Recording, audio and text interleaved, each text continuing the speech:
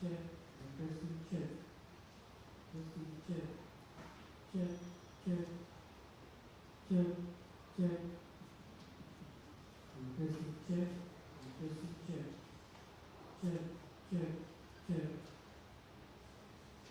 testing check, testing check, check, check, check, check, testing check, check, check, check.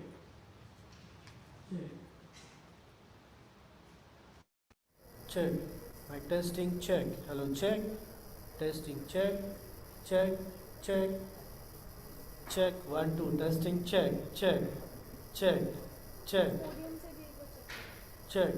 Check. Check. Testing check. Podium वरती बोलना. Hello, check. Hello. Hello, check. Hello.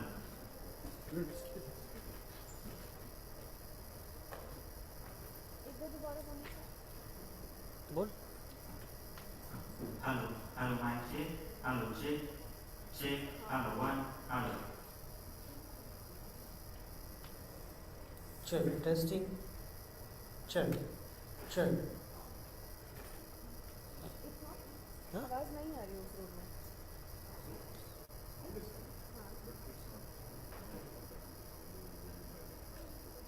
देखो रहा है. Sound नहीं आ रहा है. यहाँ पे अभी जूम पे तो जा रहा है. हमने यहाँ पे जूम चालू है. 102 में. वहाँ पे कोई है नहीं. एक बार आप देख लो उधर.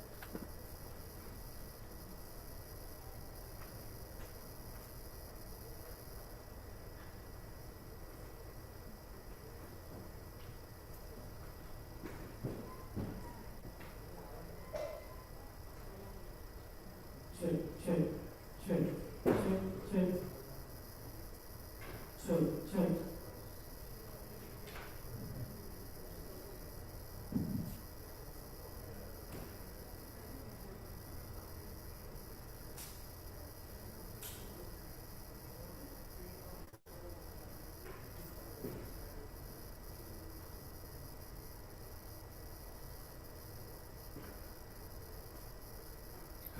Check.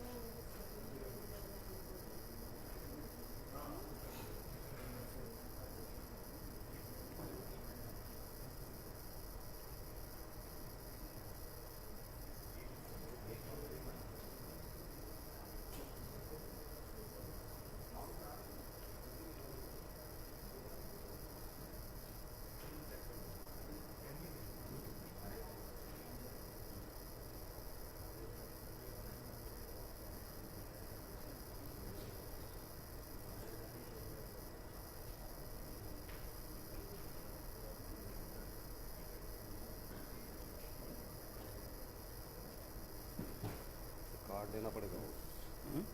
खाना खाने का तो कार्ड देना पड़ेगा. तो देगा नहीं. समझा. बोला उनको आप लोग कार्ड क्यों नहीं भेज रहा. अच्छा. बोला मोबाइल में.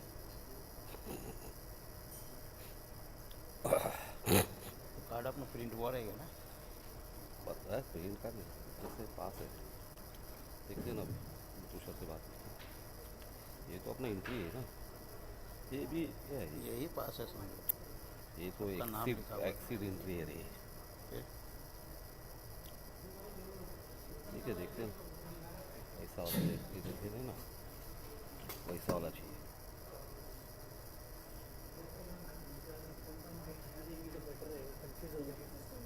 ये सिस्टम का माइक वहाँ पे नहीं चलेगा.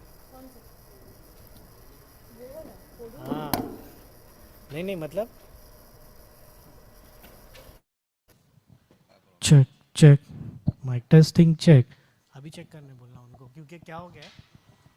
ते माइक ठेवू नको तिथे. कोणी वापरले ना प्रॉब्लेम होणार. डबल डबल होणार तो आवाज. डबल डबल नाही, ते त्या आतल्या सिस्टमचे माईक आहे, ते कनेक्टेडच नाही. Check, check, Can you hear it now? check. My testing check, check. ते माईक ठेवू नको, तिथे वापरले ना, हां, तो ते कनेक्टच नाही होणार. Check, check. Mic testing check, check, check, check. Testing check.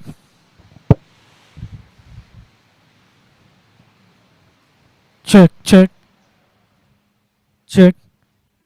आवाज आहे, येत होता आता. आ रहा है ना. Check, testing check, check, check. So it's working, it's a little bit loud, but then the audio is fine.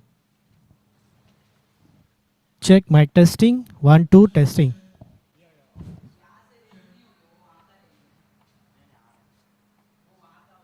हां बरोबर आहे, ते कळलं. Hello, check.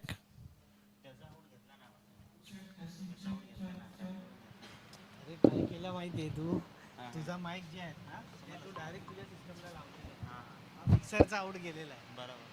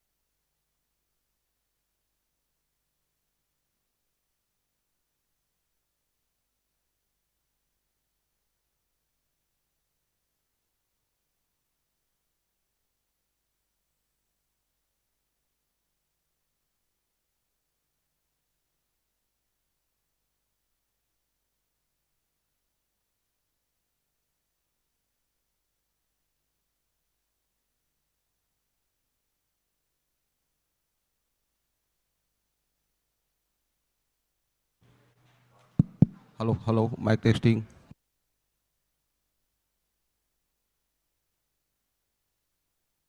Hello, hello, mic testing. 1, 2, 3.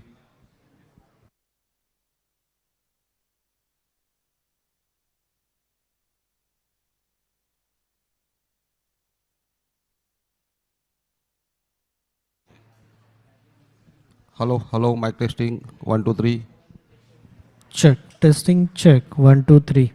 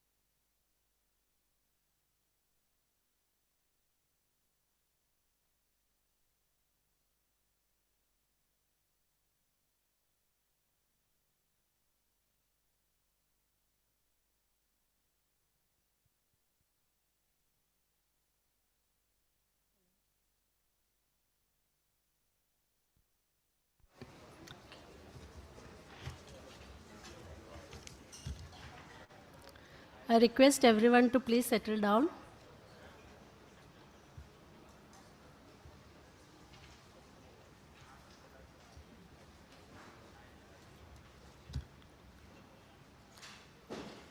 Good morning and welcome to Accelerating Clean Energy 2026. I am Dr. Vijay Sri, Manager Operations and Support at GESH IIT Bombay. On behalf of IIT Bombay, WRI India and Green Energy and Sustainability Hub, it's my pleasure to welcome all of you to the 6th edition of ACE. To formally open the conference, I would like to invite the dignitaries onto the stage. I request Professor Shirish Kedare, Professor S.V. Kulkarni, Professor Sanjay Mahajani, Professor Bakul Rao, and Mr. Bharat Jairaj to please come onto the dais and be seated.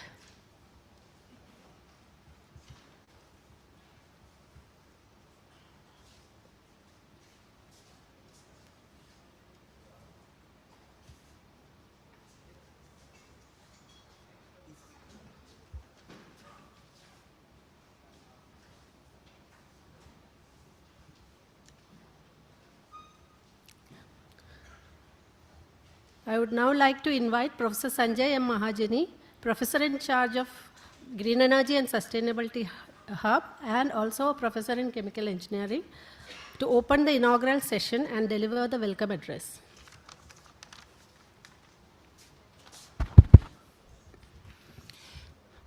A very good morning and a warm welcome to ACE 2026. Warm welcome to the monsoon as well. You can see it on my body. It's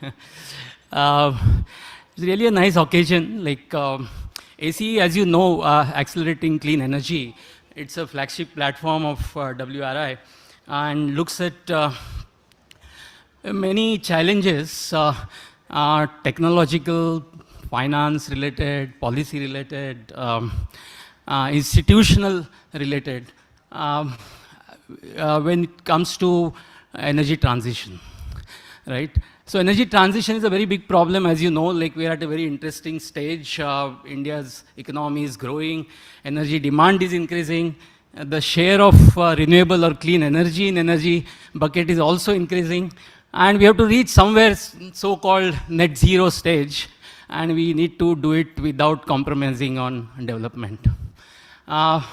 So a lot of stakeholders, a lot of people are contributing into this. IIT is doing its bit.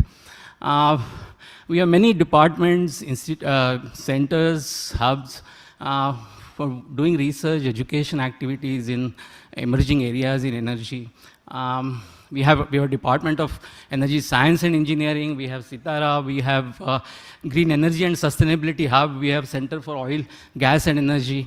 So all of them are really doing a lot of work in this area and trying to contribute from their end. So it is a good combination. Like, we have a right partner in WRI. With them, we are kind of hosting this particular event. And I'm sure the next 2 days would be quite interactive.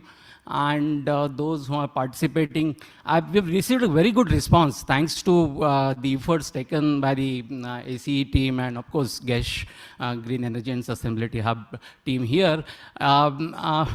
It's not just this audience, probably it will grow as time proceeds, and there are other people also watching online this particular program.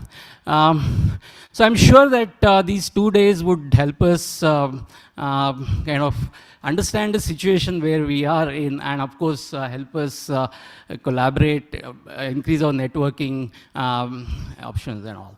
So with that, let me stop here. Again, a very warm welcome to all of you. I'm sure that you'll enjoy your stay in IIT Bombay next 2 days. With that, let me invite Director Professor Shirish Kedare to say his opening remarks. Thank you very much. Thanks.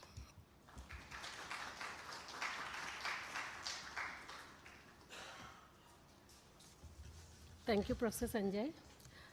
It's my privilege to invite Professor Shirish Kedare, Director IIT Bombay, to set the context of the conference and deliver the inaugural address.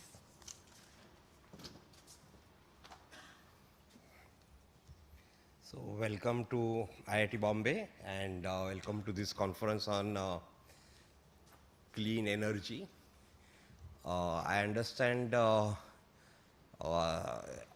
is a difference between clean and green energy. So clean energy can be fossil energy, but no pollutants like dust, PM 2.5. But green energy is that there is no CO2 emission. So there is a difference between clean and green. And there is yet another energy source which is kind of not categorized either clean or green, or is categorized at both, is nuclear, which is does not emit CO2, does not emit any pollutants, but still there are other issues which are not normally categorized. But it's also coming up as an alternative for many applications now. So energy is a very important thing, and you have come all the way from various places here is very important. And there is nothing more urgent than this issue of transition to clean energy. I also interpret as green energy and sustainable energy. So therefore, green energy and sustainability hub is involved along with energy science and engineering department, I think environment also, and Sitara. And you will wonder why rural development, rural center has to have, because it is connected to all people basically. And I understand climate change is not at all now under any dispute.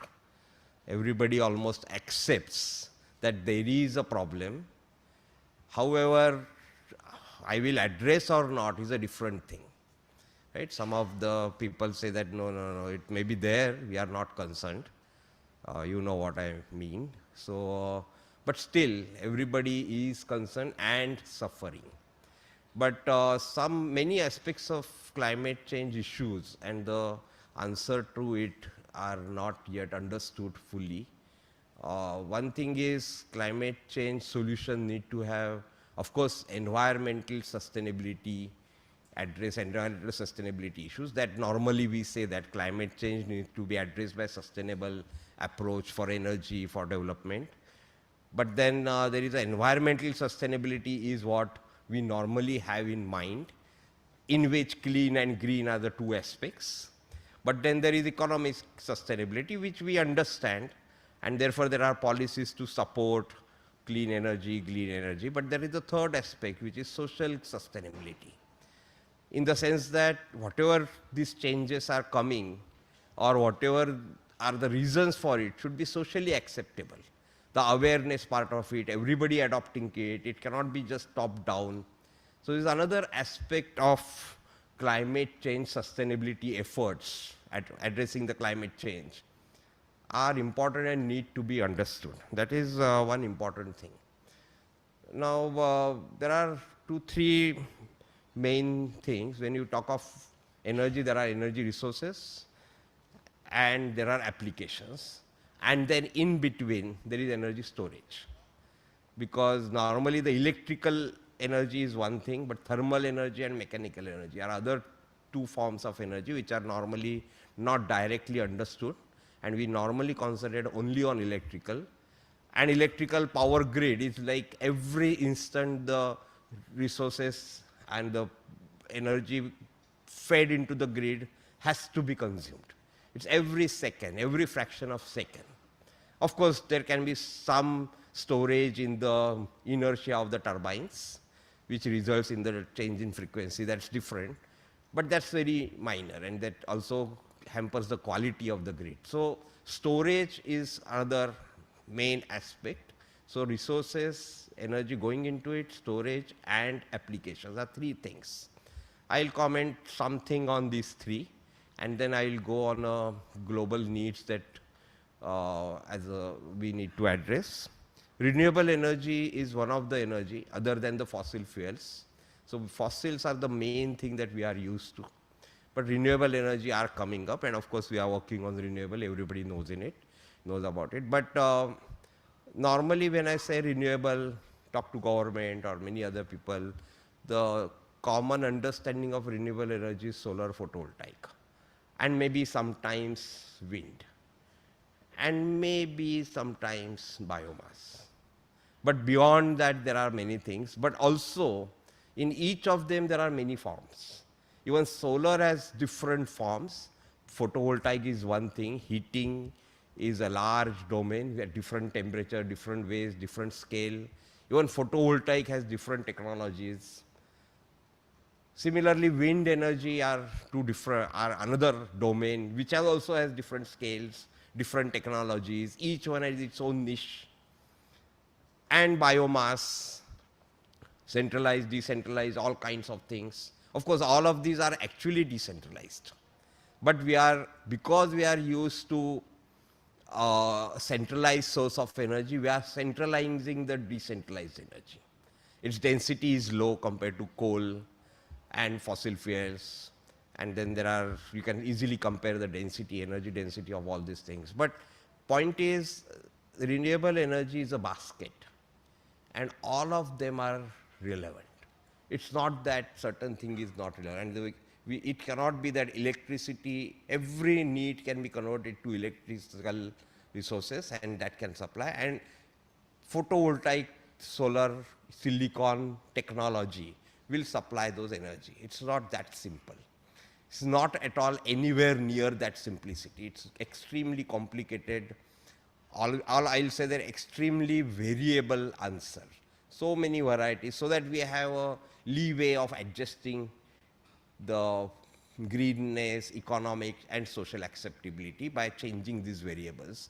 By using, simply I mean that we need to understand different renewable energy sources and give their place, their due, because for example, industrial process heat, there is no point in changing the existing furnaces into electrically driven furnaces where they are now fired by, okay, you can change it to steam, so much of steam run processes are there.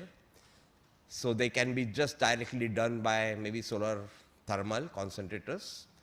Whereas solar thermal concentrators need not be used for electricity because there is an efficiency of 30% in that conversion from thermal to electrical. Better there, when you need electricity, use something else like PV or wind. So these are the niches that each technology has. So renewable energy is a basket. We need to understand it. Each one has its own particular place economically, socially, and environmentally. So we need to understand that. Each one has different carbon footprint also. We can't say that renewable energy has no carbon emissions. They also have their own carbon emissions. The second thing is storage. Obviously, we all know that storage is important because renewables are not available continuously, and most difficult variable is wind, and that way most reliable or available at any time is biomass, and maybe geothermal, and if I put nuclear also in that bracket, nuclear also available every time. In fact, nuclear has to be used every time. It cannot be that it can be put up or down because it has to run as a stable conditions continuously, so it can go as a base load. So that mention I should make in that nuclear basket. But storage is needed because the variation is there. So in that case, storage need not be only batteries. There can be various things, various possibilities, especially the thermal storages can be very important for thermal applications. And solar water heater is a simple example of it, but there can be there are many other possibilities in that, but we need to work on it and not neglect it. So that is one other aspect of storage, and it's least understood maybe, especially the integration of storage into the applications, integration of storage to the device, resource generation. Can we integrate all this part together? So they are actually part of the generation technology is a storage. So can that be done? For example, biomass. It's a very interesting source, which is it is stored energy itself. So these are the challenges in storage. And the third is application. Normally electrical, thermal, mechanical are the three applications, but electrical are more understood. But can we work on other applications? One of the major application, of course, is building. The passive buildings is very important thing because their CO2 footprint of making those buildings is one thing, but then CO2 footprint for running those locations, those habitats is also another change, another need. So it is said that in India, after maybe by 2050, 40% of our energy requirement will come from cooling or heating, mainly cooling, but also sometimes heating. For example, Delhi and North requires heating also. So 40% of energy needs will come from just managing the local environment, HVAC, right? The cooling and heating load. So we need to work on that now. Typically in application, we can also say that electrical, thermal, mechanical are the forms, but industrial, domestic and agriculture are the application areas. And there are again varieties. So each one may have different challenges. And that also need to be addressed. So much work needs to be done, and just working on grids and PV is not going to be sufficient. So do we have a way to do it? So I will say that we need to change our way to do research. We need to work on an integrated strategic research going beyond individual projects. Are we geared up organizationally for it? That's a big question mark.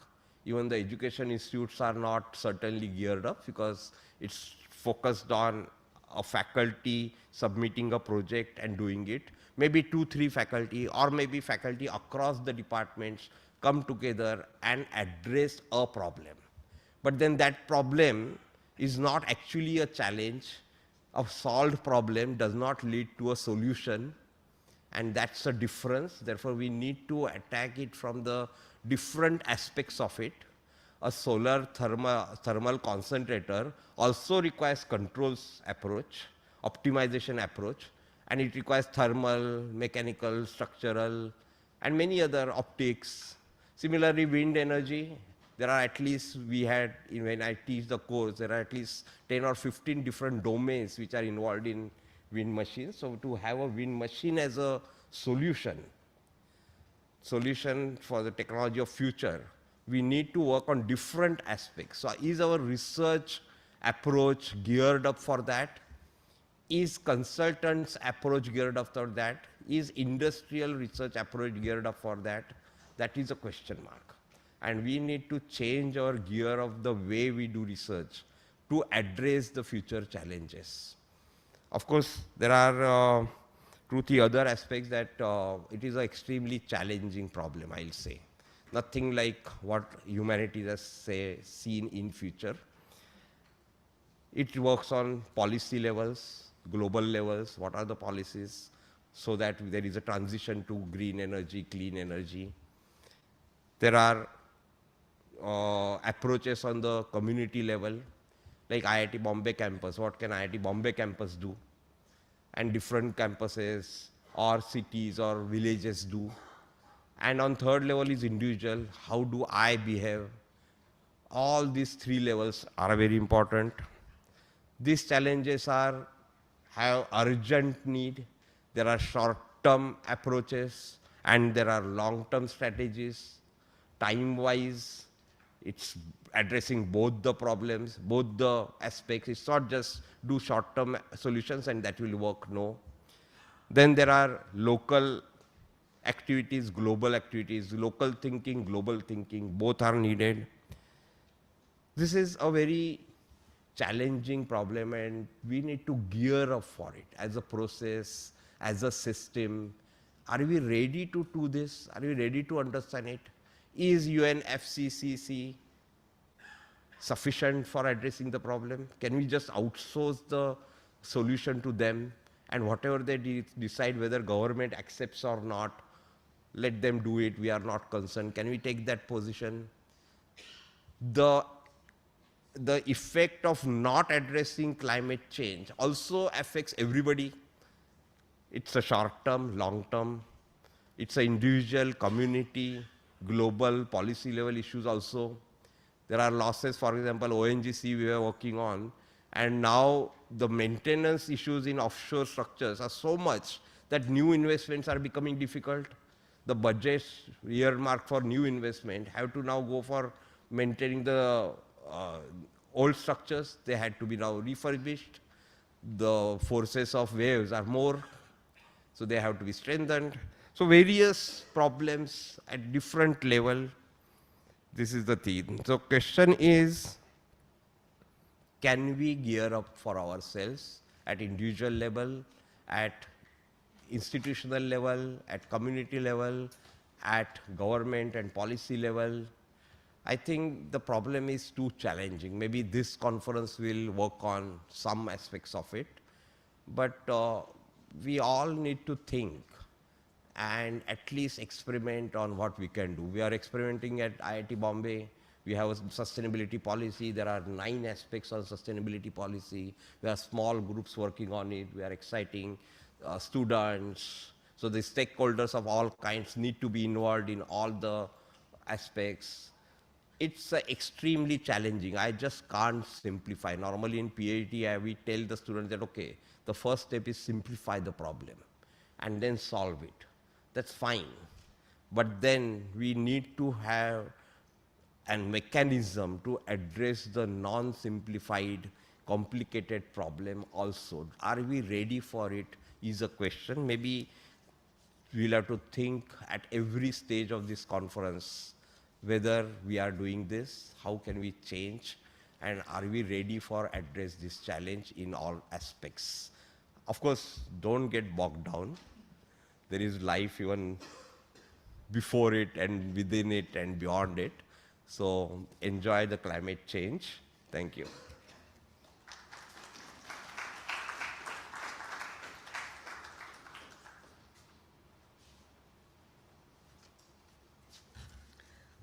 Thank you, sir, for those thought-provoking and insightful words and for setting the context. To speak about the role of research, innovation, and knowledge systems in supporting India's green energy transition, I invite Professor S.V. Kulkarni, Dean Research and Development at IIT Bombay.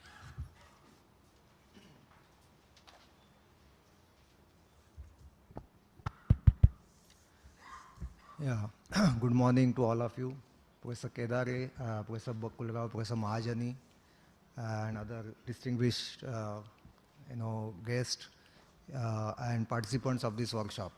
I'm very happy to be part of this, conference, which basically is going to deliberate on very important issues facing the humanity related to clean and green energy. Professor Kedare has already given a very wide perspective on clean and green energy. I don't want to say anything more on that. I will talk more about what at IRCC we are aiming at, and how we are supporting the research initiatives and technology transfer and incubation initiatives that are happening at IIT Bombay.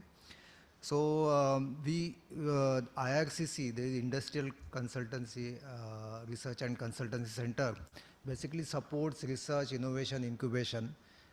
It basically enables researchers to basically get connected with government agencies for funding, as well as for the industries for tech transfer and providing solutions. So last year, we have about 765 faculty members working in different domains, and you name an area and we'll have at least one faculty working in that area. So important thing is to connect and basically encourage faculty members to get connected with industries, with society, and basically to encourage them to solve problems faced by the nation. And we also are encouraging faculty, and through many initiatives, to work in the area of strategic issues as well as defense. And recently we have initiatives in that respect, and the initiatives are growing and becoming significant. So last year, we have, as IIT Bombay, we attracted more than 1,000 crore sanctioned research outlay and we had about 600 crores of receipts, out of which 150 crores are from the industry. So you can see that the industry connect is quite good, as well as the government agencies are looking forward um, to IITs for solving many problems faced by the country. We had 54 technology transfers in last year. Almost like 5 to 6 technology transfers are happening every month, and that's a good sign. About 300 patents have been filed in last financial year. Till now there are about 90, 85 to 90 faculty startups are there. So that shows that faculty members are really going out of the traditional way and becoming entrepreneurs, and they are looking for opportunities. And about 15 projects each 1500 projects each are happening in consultancy and sponsored research. So about 3,000 plus projects are currently going on in IIT Bombay, and we have a software which is called as Drona, which effectively manages all these projects. So in addition to all this, we have SIGN, which all of you know, which is an incubator which is more than now 23, 24 years old, and there are many success stories in recent times. And then we have now research park in which industries can get co-located and have opportunity to actively engage with the faculty and students in the institute. And recently we have established TRIST, again Section 8 company, which basically is for translational research for yielding solutions for tomorrow. So these basically initiatives are there for bridging the gap between lab solutions to the industry implementation.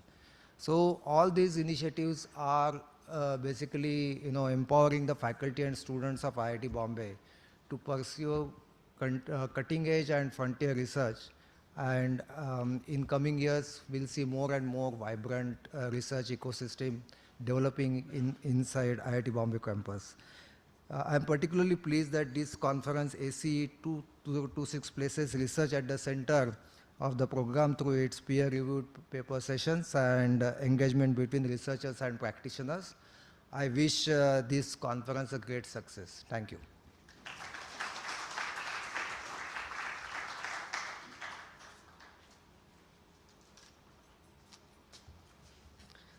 Thank you, Professor Kulkarni.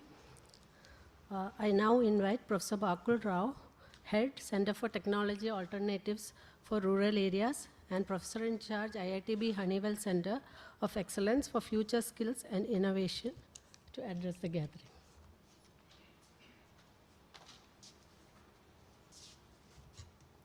So good morning to one and all, and welcome to IIT Bombay.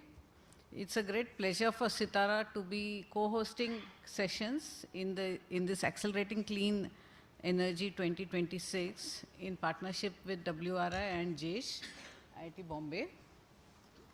So as you know, that energy and development are very closely linked, and you cannot have any economic growth or poverty elevation or overall development of the country without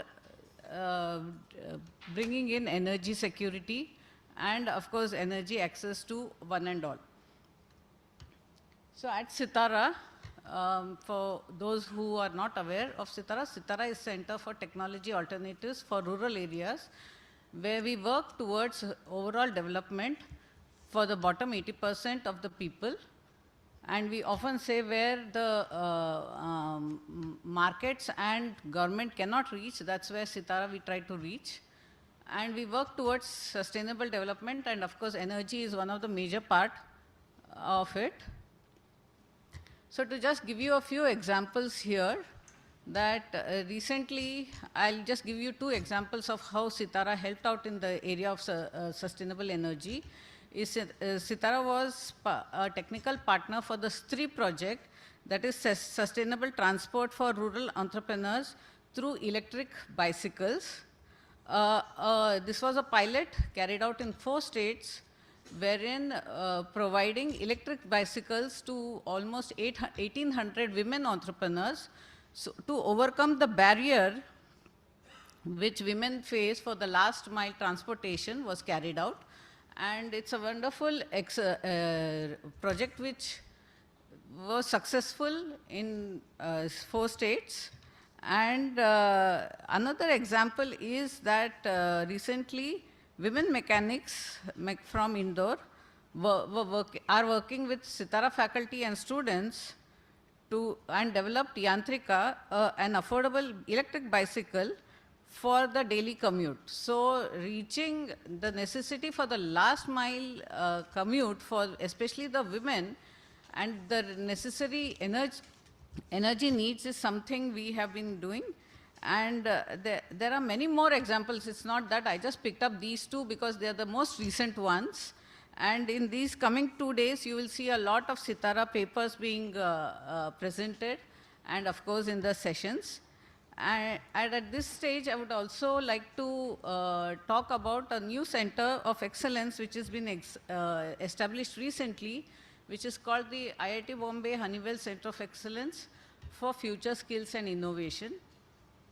The interesting part is the future skills is first time we are trying to address the area of sustainability, and the challenge is to train 100,000 students in the area of sustainability, and of course sustainable energy is one major part of it. And we believe that this transition needs is not just the infrastructure which is necessary, but also people who are very much centered to all of this, and that's where Sitara comes in. And what I've seen is this ACE has been very structured differently from most of the energy conventions. It is where the cross-disciplinary inquiry happens, where engineers, social scientists, economists, institutional and policy analysts sit in the same room and push each other's assumptions, which you will witness in today's and tomorrow's deliberations. This is where even Sitara's multidisciplinary approach and the rigor which Sitara brings in is something you will witness as well. And I'll stop here by saying best wishes for the 2 days for the deliberations over this. Thank you very much.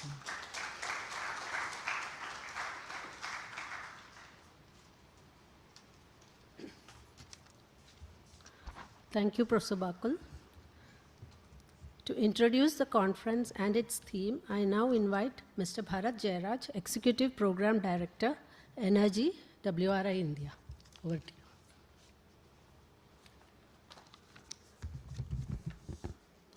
you. Good morning, everyone, and I apologize, we are behind schedule, but hopefully we'll catch up.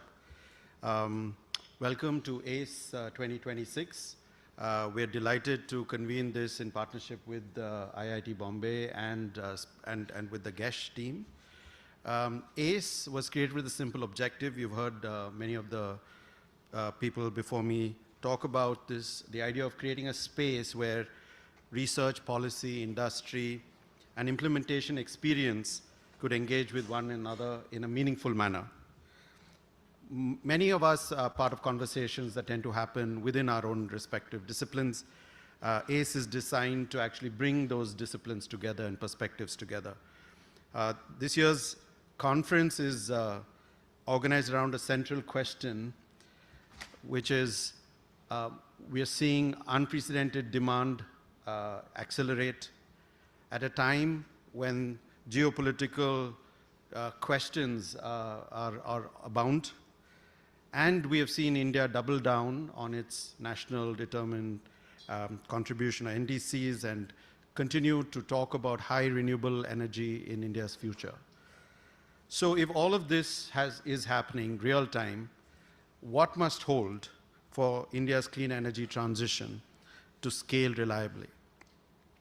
And at ACE, we are not only interested in technology that scale. Of course, we are interested in technologies that scale, but also in the conditions that make this scalable, this scale durable, affordable, equitable, and reliable over time. And as we know, India's energy transition is not unfolding in any single pathway. The conditions required for success are unlikely to look identical across states, across sectors, across institutions and communities, as Professor Kedare mentioned. A transmission constraint, for instance, may appear to be a reliability challenge for a grid operator, a financial challenge for a utility, an investment risk for a developer. So depending on where you are and where you sit within the system, your understanding of the problem and therefore the solutions will be different. It is this perspective that has shaped the design of ACE 2026. The program is organized around 3 themes. The first is infrastructure readiness and system reliability. The second is demand and load transformation. And the third is innovations in distributed and hybrid systems. Through peer-reviewed research, roundtables, scaling clinics, fireside chats, and plenaries, we hope to create a space where evidence and implementation experience can inform one another. I'd like to thank IIT Bombay, our partners, many of you here, all happy smiley faces, the speakers, reviewers, authors, and participants for making the effort to come here on this nice rainy day. And I look forward to 2 days of engaging conversations. Thank you again, and I perhaps now would like to request the professors if we can get together for a photograph, and after that we'll start the next session.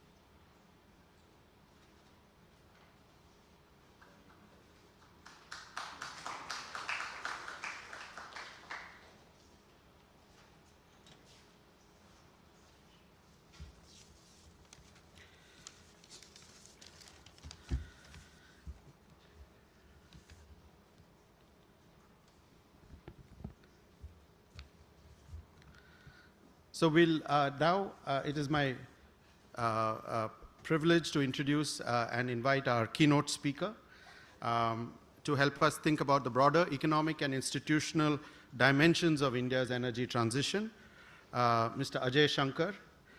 Mr. Ajay Shankar is a distinguished fellow at TERI and a well-known public policy expert, former government official, and author. As Joint Secretary and later as Additional Secretary in the Ministry of Power, he played a pivotal role in shaping India's power sector reforms, including the Electricity Act 2003, which is the governing legislation on electricity in India. The Electricity Act promoted private sector participation and advanced rural electrification.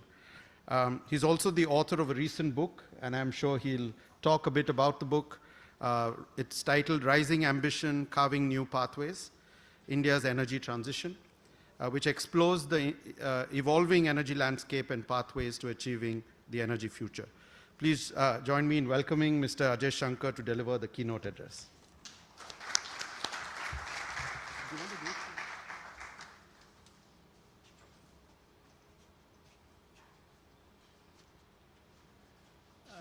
Let me begin by thanking you for giving me the privilege of being here and sharing my thoughts. The survival of mankind is at stake due to global warming. Now, that is a reality which has finally sunk in across the world. So I have family in London. This week, temperatures are 38 degrees, which is what Delhi temperatures were. They are shutting schools. France is closing bars and prohibiting the sale of alcohol. So the elite of the world has been, and in the industrialized countries especially, been like those in the Titanic partying away, while the iceberg of global warming is visible. In the Titanic, it was not visible. So that is how important the issue is. So we in India have been fortunate in having responsible climate leadership at the highest levels. And having been in policy circles for a long time, our leaders have been a little ahead of the policy establishment in the country. Now, he mentioned that I've written a book. So when Prime Minister announced in Glasgow that we'll be net zero by 2070, I thought of thinking it through. And he referred to the book. So this is the book which I have written on the journey to net zero. And I have tried to examine very holistically what that involves in terms of policy.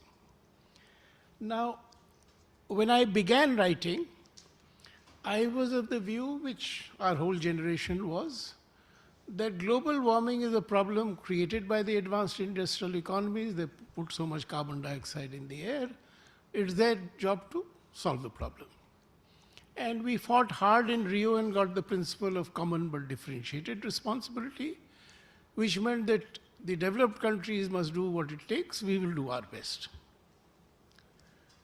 And our asks for a whole generation were basically give us technology, give us money. Now the hard reality is that the rich countries of the world are unfortunately feeling poor. So actually there is no money which is going to come as free money. It hasn't happened in the past 20, 30 years, I don't see it happening.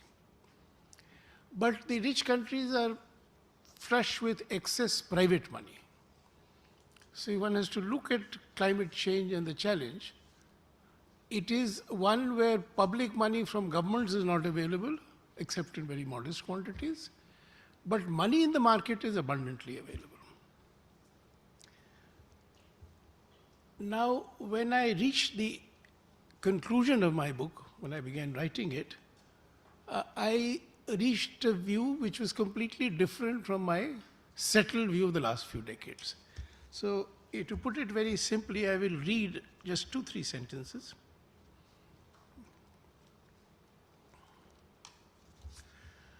The telling point, and this is the new conclusion, there is a convergence in the paths to becoming net zero and an advanced green industrial economy. India could reap the advantage of being a late mover into rapid industrialization and an early mover into green manufacturing. And the last quote, the cost of the journey to net zero could legitimately be seen as the costs of industrial policy to make India an advanced industrial economy.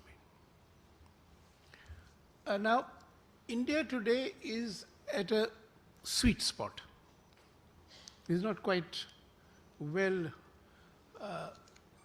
part of the common narrative, but let me elaborate. So when the National Solar Mission began, and I had the privilege of being part of the team which designed it, we all thought that the then Prime Minister had been ill-advised, because the price of solar power settled by the Central Electricity Regulatory Commission was 17 rupees. Power was available at 4.5 rupees for new plants. The Indian electricity system was then in financial distress. It still remains in distress. And government just had no money to subsidize something which was 17 rupees a unit to bring it to the level of 4.5 rupees. But we succeeded. Now, my book describes how we succeeded, but I won't go there because of the paucity of time. But the major lesson of the success of the solar mission, and the success is extraordinary. I mean, last year we added 43,000, I think, GW of solar power. Our solar power is the cheapest in the world. Though China makes all the panels, but we are as cheap as anybody else in the world. Now, what were the 2 key lessons of the solar mission from a policy perspective? The first was, and this is the most important lesson, that if you look at a private investor's perspective, what is he looking at? Forget clean energy, but anything.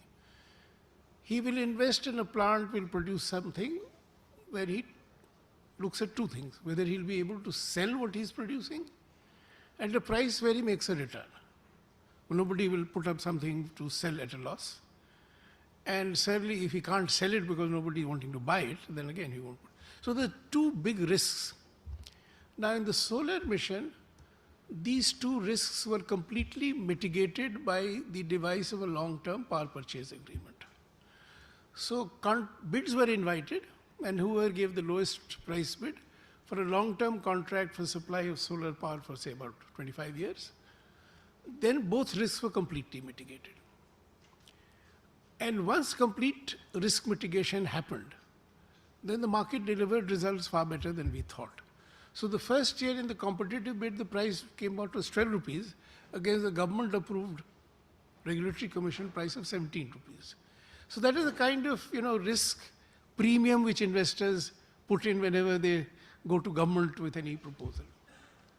That price kept coming down. So the lesson was that if you de-risk investment by correct policy, and the policy here is government or a government agency would buy everything for 25 years, then you will get enough private investment. And this entire investment in the solar mission has come through private investment with private money. So all this talk of, it's important, I'm not trying to undervalue that debate on climate finance, was not material in our success in the solar mission because private investment had been completely de-risked. The Indian economy was well integrated into the global economy financially, and therefore, money came in. I mean, how much came from domestic sources, how much came from foreign sources, debt equity is work which can be done in a detailed research paper. But the fact is that money has not been a constraint till date for whatever we have wanted in the solar power program. So that's the big lesson, de-risking of investment. The second lesson is that competition delivers. So when the mission began, government took the very unusual decision of not giving the entire quantity bid out to the person who's L1. We wanted to create a competitive industry structure, so in departure from normal practice, it went to a few players. Many of them are now giants today, in just about 15, 16 years. So power of competition, power of integration to the global economy works wonders. And also part of the global supply chain for technology and products. So most of the solar panels have come to India from China. We are now trying to make them. But the lesson is de-risking of investment, and this only government can do. Now I'll make a very strong statement that Western countries have not succeeded because they're so wedded to the market mechanism and the signal of the carbon price that they have not succeeded in achieving this kind of breakthrough. Because ideologically they are convinced that government should not assume a bigger role. The only country which did it very well was Germany with the solar power program, and they created success for the whole world because they gave very attractive feed-in tariffs. The Chinese industry was the product of that policy decision. Now, I will come to my main point that why do I say we are at a sweet spot? Our solar power is the cheapest in the world, and recent studies have shown that the potential for solar power in India is far, far larger than was earlier assumed. So the MNRE has come out with an official number of over 3,000 GW, I think 3,300 or something, against their earlier one of 700 GW. But a TERI study puts this number at over 10,000 GW. An independent study from Harvard puts it again over 10,000 GW. And this is not assuming that the entire agricultural area of land can have solar panels above the crops, and you can increase the income of the farmer by getting the right mix of agricultural production and sale of solar power. The Germans have done a great job through the Fraunhofer Institute, through pilot projects. This is now being done in Germany. We are much better placed in terms of the availability of solar power. So if we do it smartly, the entire agricultural land of India can give us solar power. And then sky's the limit.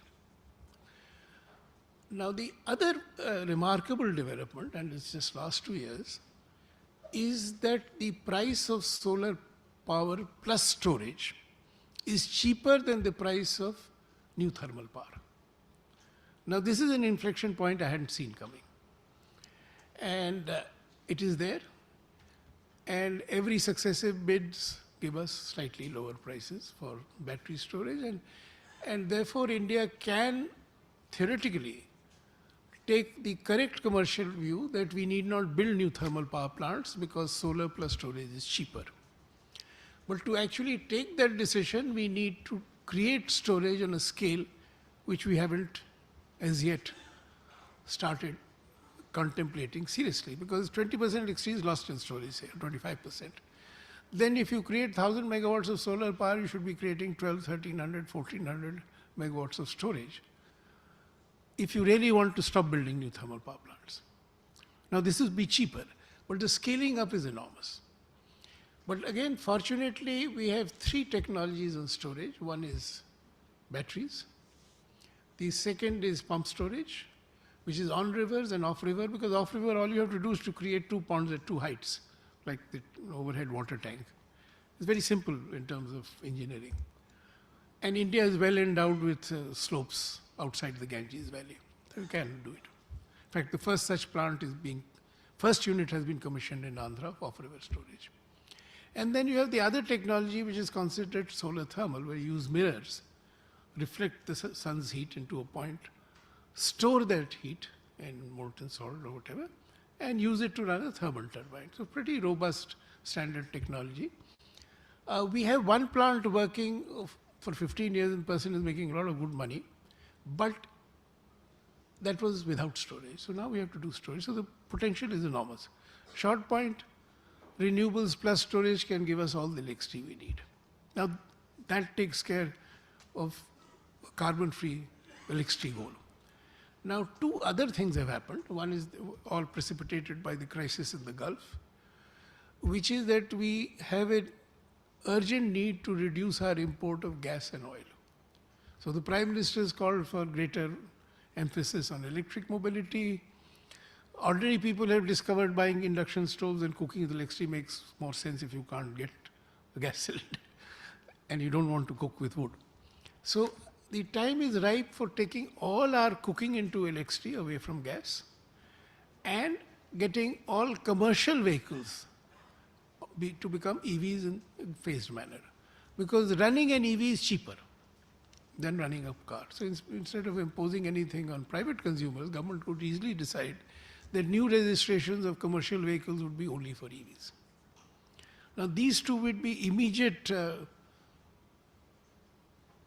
quantum leaps away from fossil fuels.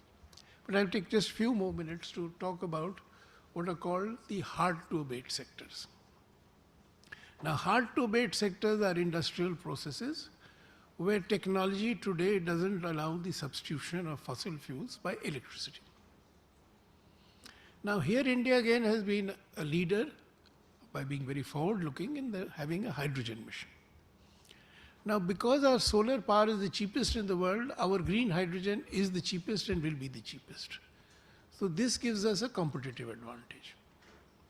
Now what I have advocated in my book is that instead of thinking of subsidies, which is what all governments have in their DNA, that I want to promote something, I'll give a subsidy. Capital subsidy, interest subsidy, whatever. Now the success of the solar mission was not because of subsidy, but because of assured procurement at an attractive price. So I argue that we go to each of the hard to abate sectors, do what we did in the solar mission, invite bids for green carbon emission free production to the extent technology permits, and I think it permits it across almost the whole spectrum, and get the Indian private sector to invest with the best technology in the world, because it will be a competitive bid, and give enough time to put it. So if you have a green steel plant or a green cement plant, and you have the first ones in the early part of the next decade, then we are a global leader technologically.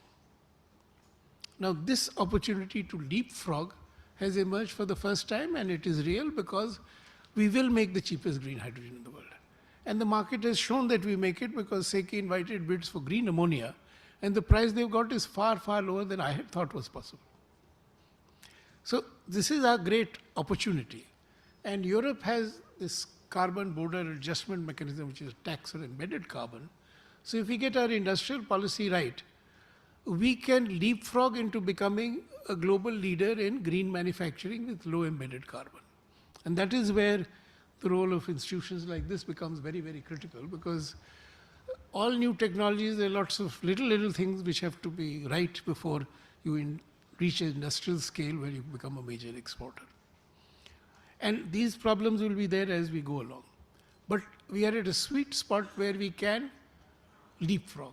And I will drive home the point by the following statement. Say China, which is the factory of the world, will have to close one existing plant which sells to Europe and build a new one. We have to build only a new one. So theoretically, we have a cost advantage, provided we have the confidence and the ambition. So we can, by the early part of the next decade, leapfrog to be on the global frontier of carbon-free manufacturing if we get our act together. Because we have the talent and the ability both in entrepreneurs and in young researchers. Now, one last point is the point about technology. Now, so far, all that we do is dependent on imported technology. And our firms are good at sourcing it. But if we want to develop our own technology, and we should, and the hard-to-abate sectors give us that enormous opportunity, then I believe that instead of hectoring the private sector that you're useless, you're not spending on R&D, let us accept ground reality and let government fund R&D. And government can become an angel investor. If the technology works in the market, you can take a revenue or license fee or whatever. But if government becomes ambitious enough and commits the money needed for success in the hard-to-abate sectors for technology development, then we can be where China is. Because the young talent in India is enormous. And the other thing which government could do, and which is to get the private sector to do all that it takes without domestic technology, is to say that you build, say, a solar panel with full value addition in India. Or you build a battery with full value addition in India, and we'll pay what it takes.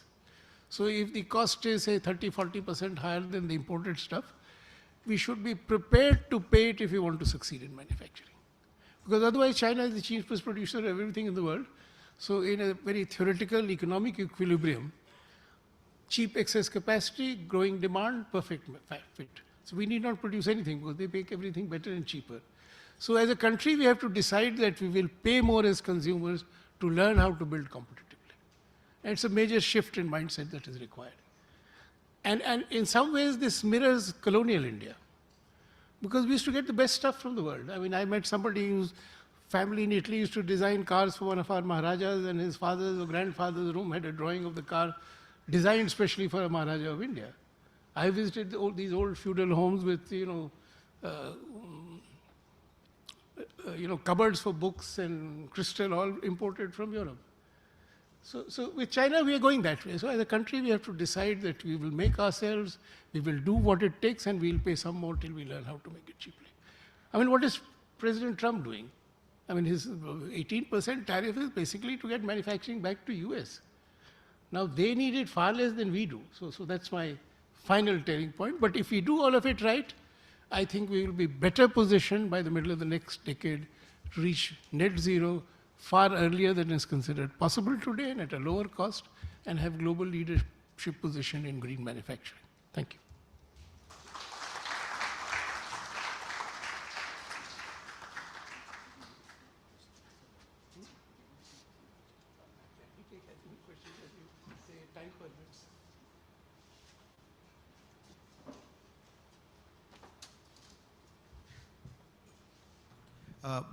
We do have a couple of minutes if anyone has questions. I know it's normally not done at a keynote, but knowing Mr. Ajay Shankar's breadth and depth of knowledge, I wonder if there are questions. Sure.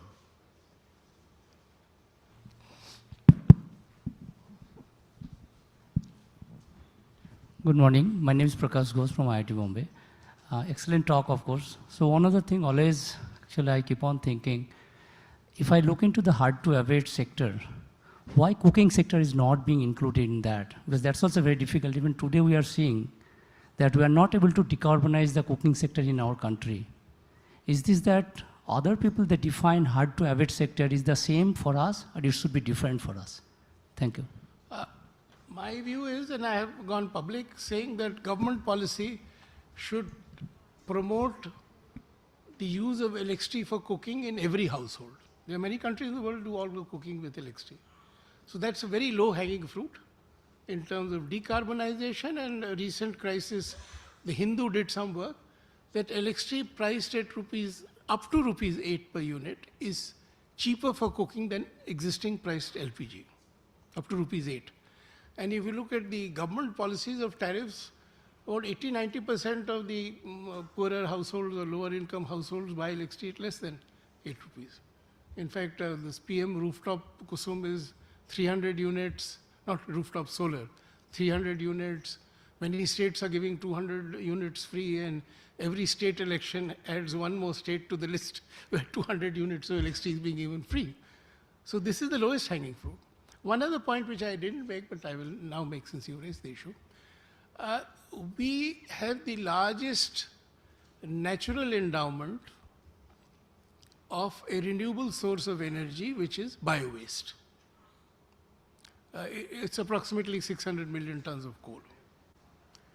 This is not being used and is not likely to be used unless we get the policies right for decentralized conversion of waste and some way of making the business case for that waste to be converted into commercial energy which enters the market.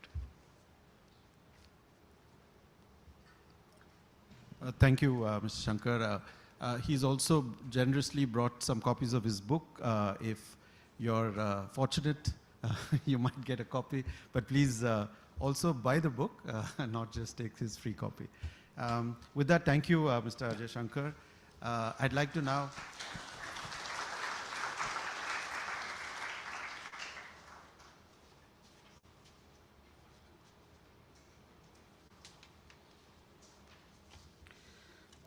So, as you can see, it was such a fantastic keynote covering so many different themes and topics.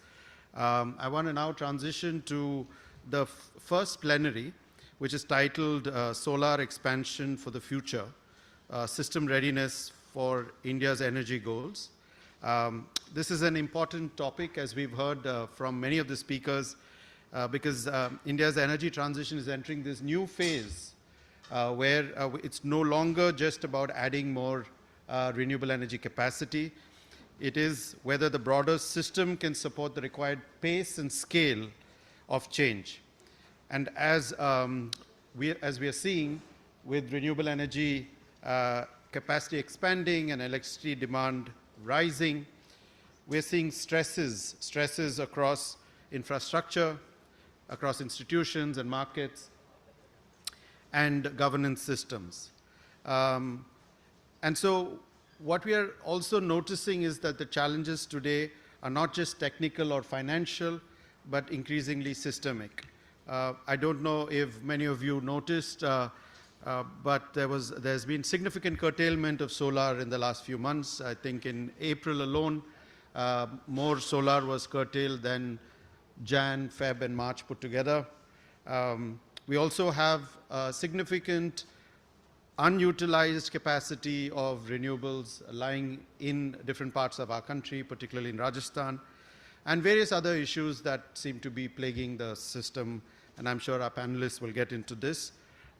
So I'm actually going to try and do something which is invite the panelists up here, but then we'll come to the panel a little later. So I'm going to invite the panelists to come and join me on the dais. To begin with, Shilpa Kumar. She's Managing Director and Head of India in British International Investments. Shilpa is also a member of WRI India's advisory board. Welcome, Shilpa.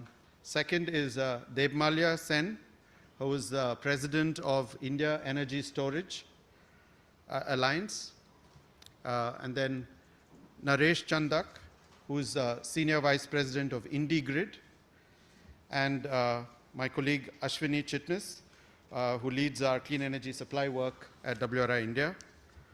But before I get to the panelists, we have a special treat. We have Professor Juzair Wasi, one of India's top solar energy persons. And just like we heard previously, has been involved with the with sort of India's solar sort of journey since almost its very beginning. He was instrumental in setting up the NCPRE here in IIT Bombay in 2010. And if you remember, in 2010, India had a very modest target of 20 gigawatts to get to by 2020. And to hear more about that journey and what we need to do next, I will turn to Professor Juzair Vasi. He is the Professor Emeritus at IIT Bombay. And he will speak to us for about 15 minutes, and then I will turn to the panelists for the rest of the session. Professor Juzair Vasi.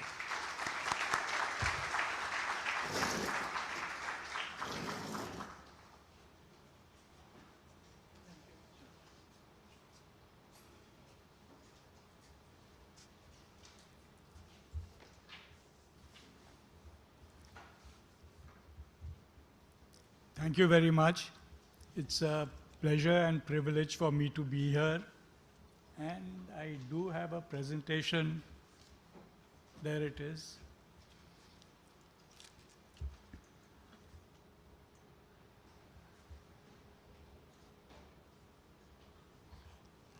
Can I forward it, or will somebody be forwarding it for me?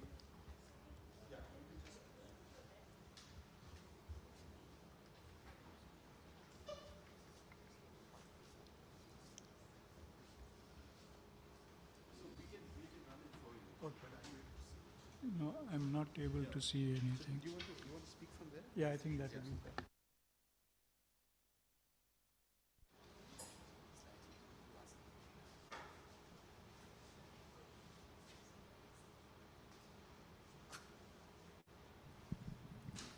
Okay, so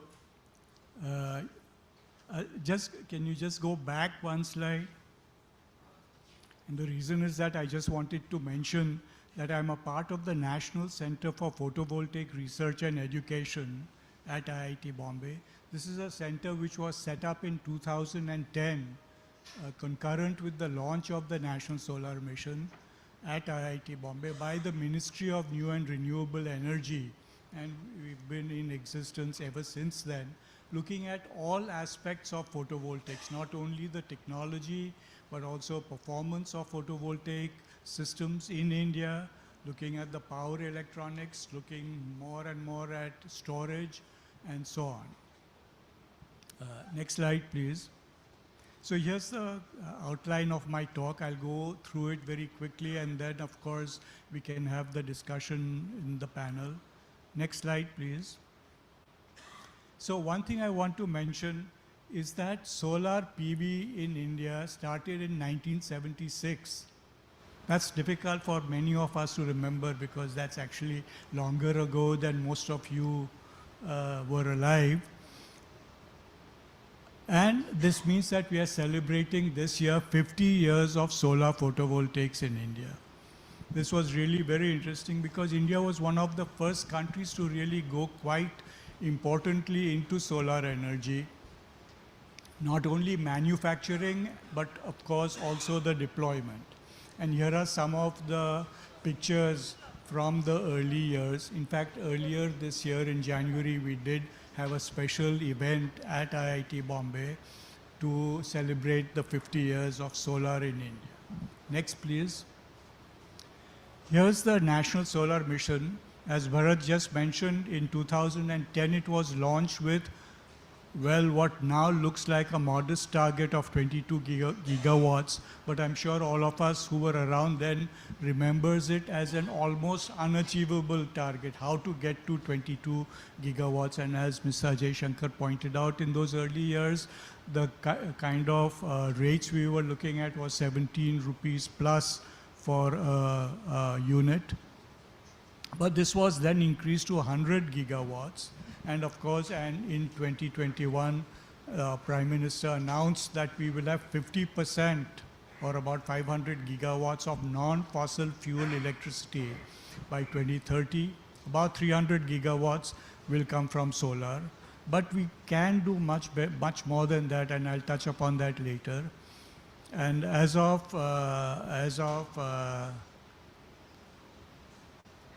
as of 31st May, we have out of our 542 gigawatts of installed electricity capacity, we have 157 gigawatts of solar. So solar is already at close to 30% of our capacity. Obviously, the energy is generating is less, but the capacity is already very good. In fact, our non-fossil fuel capacity today is 53%, so we are really on our way to that 50% target which we had set ourselves. And of course, the good news is that, for example, in the last financial year, almost all of our increase in capacity, electricity, by the way, I'm going to talk mainly about electricity. There is a hard to abate and all that, but I'm going to talk about electricity because the transition is taking place not only in India but worldwide towards electricity for a lot of the energy sector. So as I say here, a lot of the capacity coming up has been renewables, and actually most of it has been solar. So this is really the story of what things are like today. Next slide, please. So here is just a pictorial statement of that. The capacity today, solar at about 29%, should have been 29%. But the additions in the last year have been 77% from solar. Next slide, please.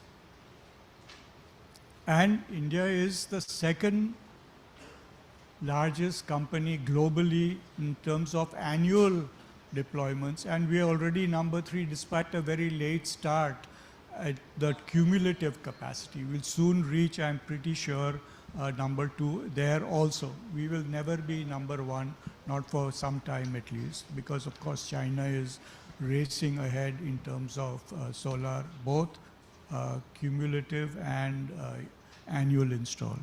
Next, please. The deployment of solar, if I look at the 157 gigawatts which we have today, most of it is ground-mounted solar, which is good, of course, because it's very efficient, and we have some of the world's largest gigawatt scale plants, 2 of which are shown here. However, and I'll touch upon some of the constraints which are arising now, and that will be in the next few slides. But before that, just go on to the next slide, please. I want to touch upon solar manufacturing because, of course, as we all know, almost all of the manufacturing is taking place in China. In mid-2022, we had really quite a small amount of manufacturing. Almost all of our national solar mission projects up to date have been really set up using the Chinese modules. This does pose a problem for energy security and also supply chain considerations and so on. And the government has incentivized the full value chain of solar manufacturing, which has been quite successful. And as of today, we have 30 gigawatts of cell and about 190 gigawatts of module manufacturing. This will create its own problems. I'll touch upon that a bit later. Next slide, please. So actually, as Mr. Ajay Shankar mentioned, our solar story has actually been really a tremendously successful story for various reasons, the financial reasons, the policy initiatives which he mentioned. And this outstanding progress, however, now is creating many challenges which we must face up to, and I'm pretty sure we will succeed. I'll touch upon some of these, and I've mentioned some of these here: land availability, curtailment of solar, and so on. Overcapacity in solar manufacturing. One other thing which we at NCPR have been looking at is long-term reliability of solar in tropical conditions like we have in India and many other parts of the world for that matter. But I think that we can find solutions, and we will actually then become, we already are, and we will really be a leading solar country in the world with lessons for many other countries as well. Next slide, please. So here are some of the challenges. One is, of course, the land availability and the transmission lines. Land availability can be a problem. Solar needs about 5 acres per megawatt. By the way, the recent report which Mr. Ajay Shankar also referred to, the MNRE NICE report, has identified the potential of installing about 3,000 gigawatts on suitable wastelands, not using agricultural lands or forest lands and so on, in Rajasthan, Gujarat and other states. So 3,000 gigawatts is really a very large number compared to what we are aspiring for even in the next 10 to 15 years. However, we must explore other options as well, and floating solar and agrivoltaics are two of these areas. Agrivoltaics, again, Mr. Ajay Shankar did mention, something which we must pursue very aggressively, which we have not been doing, and I think it does require some policy initiatives, policy changes, which I hope will happen in the next few years. However, there is the other problem which also was mentioned. In fact, Mr. Ajay Shankar really painted a very positive but also a very broad and complete, almost complete situation of what solar in India and renewables in India in general. And it's my role here really to cross the T's and dot the I's with some of the details. And we really are running short of transmission lines. And one of the main reasons is that, our transmission line setup was geared to coal. In other words, setting up a coal power plant would take 3 to 4 years. Setting up the transmission lines to dispatch that power would take 3 or 4 or 5 years. And these were more or less, therefore, synchronous. But now you can set up a solar plant in 12 months, and this has been happening with the consequence that we are not able to ship out all of the power we are generating. And as was mentioned, Bharat had mentioned it, there's serious issues of curtailment. Can I go to the next slide, please? Just for example, there's this very nice report from Ember, and that shows that just in this first quarter of this year, 470 gigawatt hours of renewable energy could not be fed into the grid. So they were actually prevented, the solar companies were prevented from actually dispatching this power because there was no transmission line availability, and also the so-called lack of flexibility, especially in the northern and western regions where a lot of the solar is coming up, and it really, a lot of it, for example, in Rajasthan cannot be used locally, so it has to be shipped across states to other places, and this is not possible, or this is not happening. And this is one of the main problems we will have to really look at, but it can really be done. Only thing is it will take time. Next slide, please. The other thing which, of course, again, Mr. Ajay Prakash mentioned, Mr. Ajay Shankar mentioned, is solar plus storage. If you can store because the problem, of course, is that you're getting a lot of power being generated during the peak sun hours, but you don't really need it then. You need a lot of it later in the evening. So how do you tackle this? You need storage, and this problem, of course, has become exacerbated by because we've reached very large solar capacities. Just for example, CE has estimated that by 31, 32, we will need quite a lot of storage. In fact, I believe that this is really an underestimate. We must go for much more storage. And battery costs, by the way, of course, have come down dramatically. 2 years ago, I used to think that pumped hydro storage is a very nice alternative for us in India because you don't have to worry about lithium and all that. But the costs have come down so dramatically that I'm no longer convinced that we can, I'm sure that we must have battery at least for the next few years, because pumped hydro also takes time to come up. The tenders are coming now at very low prices. That is for storage, solar plus storage. An interesting study by Ember has suggested that solar plus batteries could supply 90% of India's electricity demand at a very competitive cost. But this will require us to set up 930 gigawatts of solar capacity, much more than, but it is much less than the 3,000 gigawatts, which is the MNRE NICE estimate, and much less than the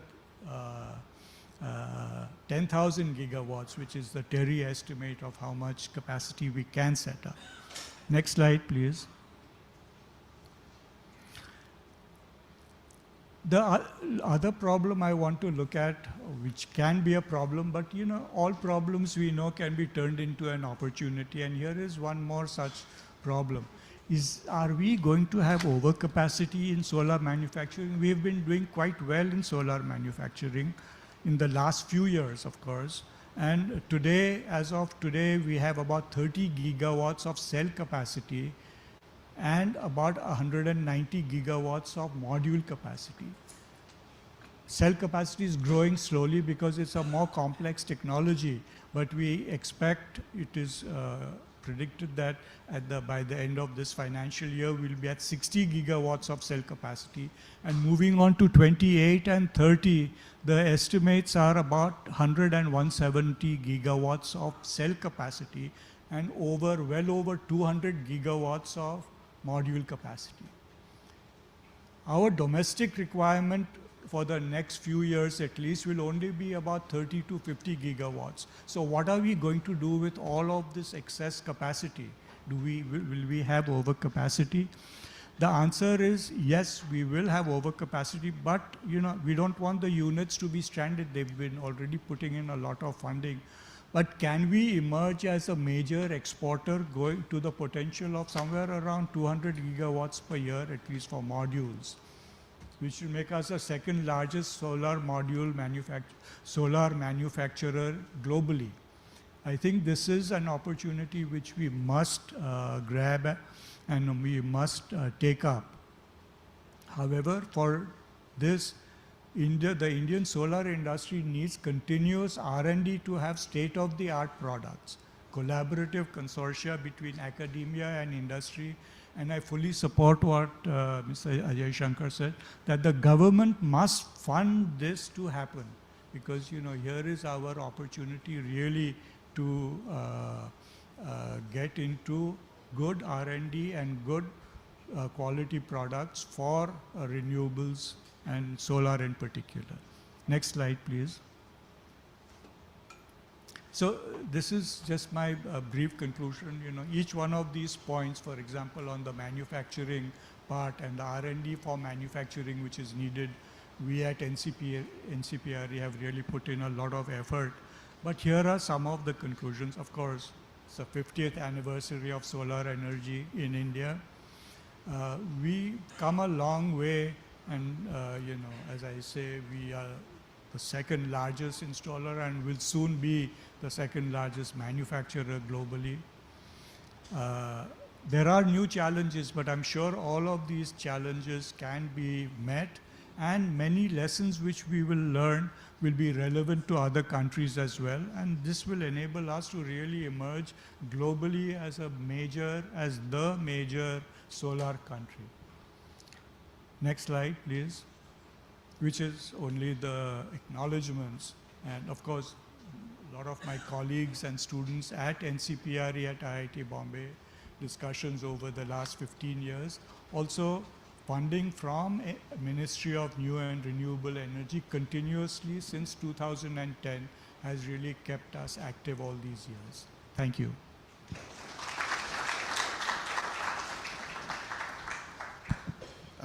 Thank you, Professor Varsi.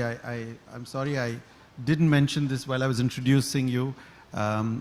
Professor Varsi has received the Padma Shri in acknowledging his work in the solar space.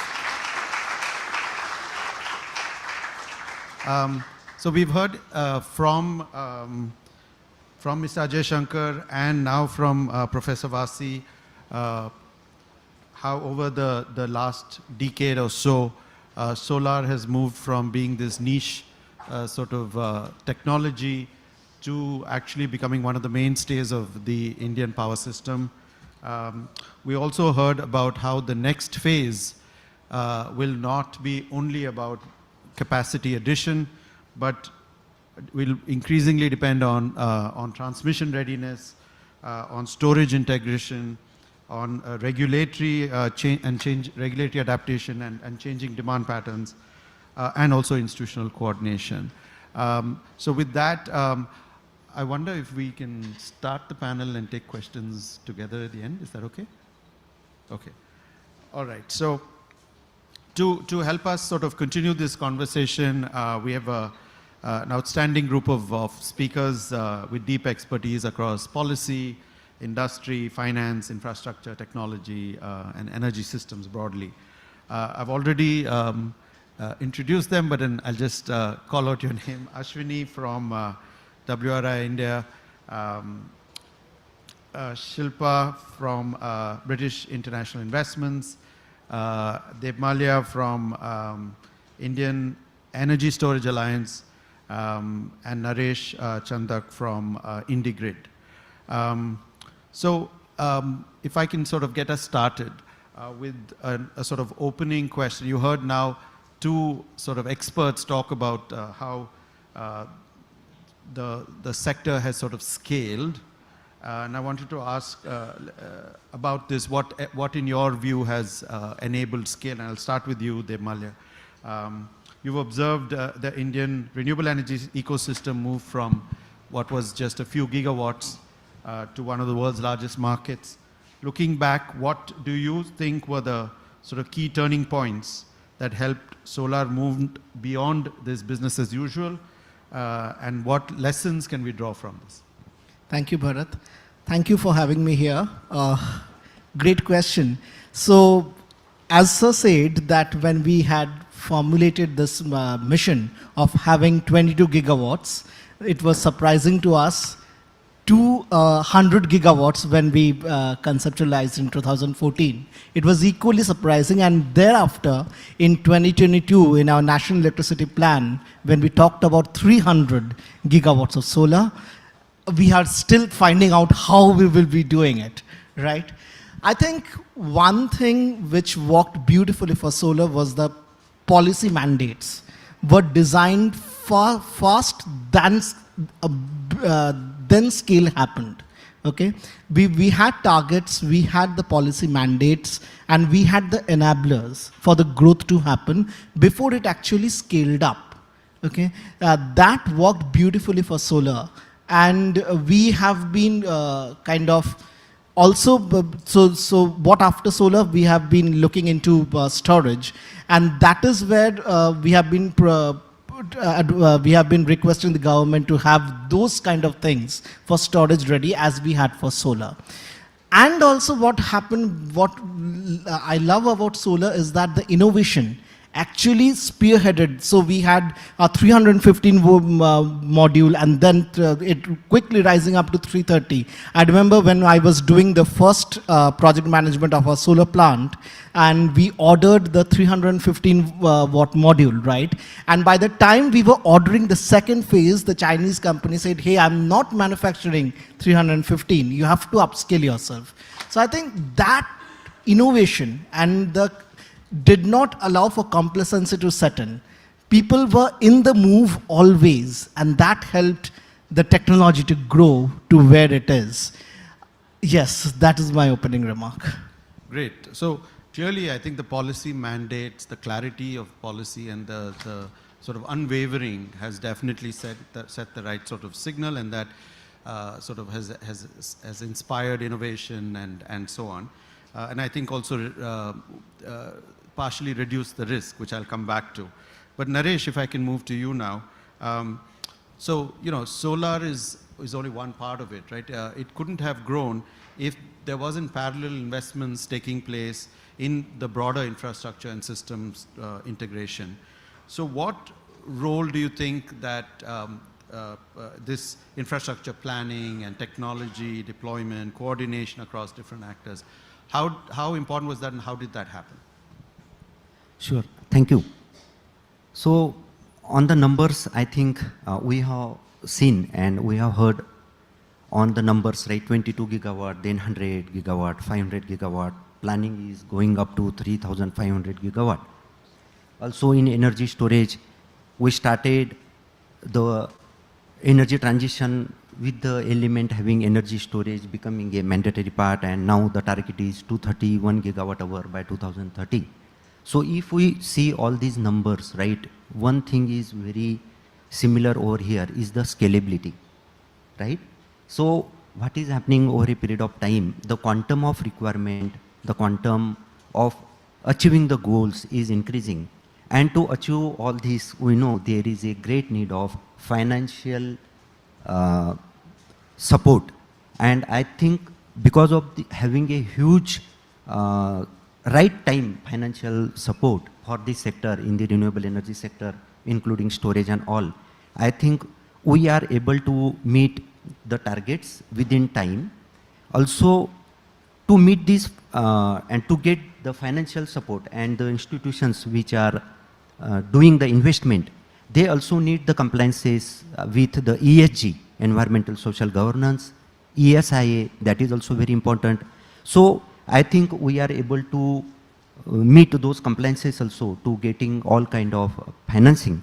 Also on the numbers which we have spoken, and Dev has also mentioned about 315 watt peak, 330 watt peak module. So I would like to add one more important point from the technology point of view, because what is happening, the scalability is there, financial support, capital is available in abundance. Many of the platforms are having great investors, like one of them is BI, Shilpa madam is here. So one thing is helping to the industry is from 250 watt peak of module to today 750 watt peak of module. From the technology front, starting with the polysilicon, polycrystalline to monocrystalline to PERC to now and TOPCon to HJT, the technology change is happening rapidly. Also, in case of the batteries also, we started before a few years with 50 ampere hour cell, 50Ah. It went to 100Ah, 125Ah, 250Ah, 280Ah, 314Ah, 392Ah, 587Ah, 1175Ah. Now around 2000 AH also by one of the companies.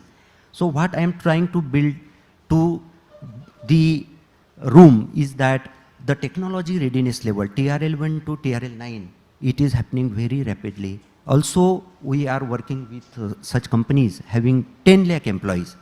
You will be surprised to know they have 1 lakh employees in research and development. A company, world's #1 battery company, having 1 lakh employees, for example, 10,000 employees are in R&D, and they are having a 43.8% of global market share in the industry. So all this is happening with a very rapid and very innovative way. And that is why we are able to meet those targets. And I hope it continues. Thank you. That's really, really insightful. So, you know, I think the idea that it wasn't just solar technologies, but also the other technologies that were moving rapidly across the TRL, up the TRL ladder, and the R&D commitments and investments that the sector was making. So if I can turn to Shilpa. Shilpa, now everyone's saying, you know, there's a lot of money and this is not a problem. But, you know, when it started, you know, solar still managed to attract investments at a scale that would have seemed very risky. From a sort of investor's perspective, what developments do you think helped the sector transform into this mainstream? I mean, how did it stop becoming something new and niche?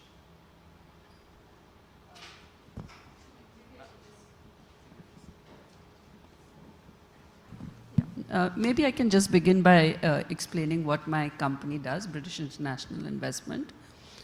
We are the investment arm of the United Kingdom government, and our thesis is really, you know, to support private enterprise to really, you know, for positive development and change. One of our big areas of focus currently is climate, and therefore we are always looking out for opportunities to support, industries like renewables or e-mobility and things like that. So, when the whole solar journey started in India, and I think Mr. Shankar talked about it, there was not that much money available, and as you say, Bharat, if things are risky, investors, think twice before putting money in. But our kind of, capital, BII, we constantly look for what is at that pioneering edge of, change and trying to come into that. And it struck us, at that time that renewables was something which we could really, put our money into. I think 3 things helped. We are today one of the biggest investors in this space with investments in not just generation, but transmission and distribution also. But one of the things that really helped us to get into the sector even early was, first of all, the economics. Like you said, when prices were high, it did seem a bit risky because anything that's priced high, eventually the pressures of the situation force the off-taker to, maybe not honor what they had said they would. So as the economics of it changed and prices came down, I think that was very helpful, number 1. Number 2, I think just the government's own policies and constant feedback loop. So I think first of all, bankability is so important and who's your off-taker. And I think what the government did in setting up entities like SECI or like central kind of off-takers was to give assurance on who will offtake, and their kind of financial stability. So that was like the second big thing I feel. The third thing is really, the capital markets in India. And I think we shouldn't underestimate those because as an investor, even if we come in early, you ultimately want to move ahead and have someone else come into your investment. And really our capital markets, whether it's, you see InvITs which have taken, IndiGrid represents that, where, they can actually kind of bundle many different transmission projects together, or whether you see companies which go public. I think in India we have the ability to really see an investment through once it's made bankable and once the government has really responded by de-risking some of the big things. So I feel like, and maybe just as a last point, our capital, we kind of think of it as, capital that can maybe come in early, but then also bring other investors, whether global or domestic, into the journey with us. And just looking at the entrepreneurship in India, I feel once the government sorts out the policy, edges and kind of smoothens things, I feel private enterprise really comes forward and takes things forward. Thanks, Shilpa. Again, very, very insightful. And I'll come back to some of those points you made in the next round. But Ashwini, sort of to round this up, right? We've seen the sort of from solar to the other technologies to the finance. Looking back, what institutional and sort of regulatory choices mattered most in enabling the solar scale-up? And where did implementation struggle to keep pace with ambition? Sure, thanks. Thanks, Bharat. Good morning, everyone. So even at the cost of repeating some of the previous speakers, I think in terms of institutional role and success, the role of competitive bidding, reverse auctions under National Solar Mission, and the payment security mechanisms under SECI, NTPC, like credit-worthy off-takers, it cannot be overstated. Like we couldn't have had this kind of competition and this kind of capacity built out without that. But more importantly, what was remarkable about this period was there was concerted effort. Simultaneously, we had RPO regulations. In fact, Maharashtra had them in 2008-9 when it, hardly there was any capacity or it was even economical. So, and the RPO ambitions has been increasing, as we all know very well, going to more than 40% by 2030. And then while we all are talking about transmission bottlenecks today, we should not forget the proactive role played by power grid and central planners in terms of putting green corridors. So 2010, the National Solar Mission happened. 2012 is when Power Grid submitted its first report on designing green energy corridor. And by 2015, the construction was started. And situation would have been far worse without that. So we should really appreciate the proactive effort that went into the transmission planning and construction even before the solar capacity actually came up. And the third sort of policy incentive, I'm sure, which played a big role was the transmission charge waivers that RE generators had, which has been recently rolled out, and it will be rolled out in, which has been stopped, and it will be stopped in phases. But it has played a very important role in encouraging, RE connectivity and the way the ISTS grid itself was sort of somewhat developed. And so these are the very important, regulatory policy factors, and the fact that they came together in a concerted way, I think that really helped. And going forward, I would say that it's again planning, and increasingly you cannot have the SECI kind of model, and you would need different kind of model, and maybe I will talk about it in the next list. Thank you. Sure. So thank you for those insights, and I think clearly what is evident is that India's solar story was not sort of driven by any single factor. What we've heard now is the right across from technology, solar technology, but also some of the other technologies, the policy, finance, and regulatory space also moving together. And so sort of the next question that I have for the panelists is really, will that kind of approach, will that be enough in the next wave of reforms that is to take place?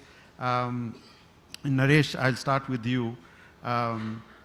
As solar becomes increasingly foundational in the power sector, what are the biggest system readiness challenges that we will need to solve across transmission, flexibility, and grid operations?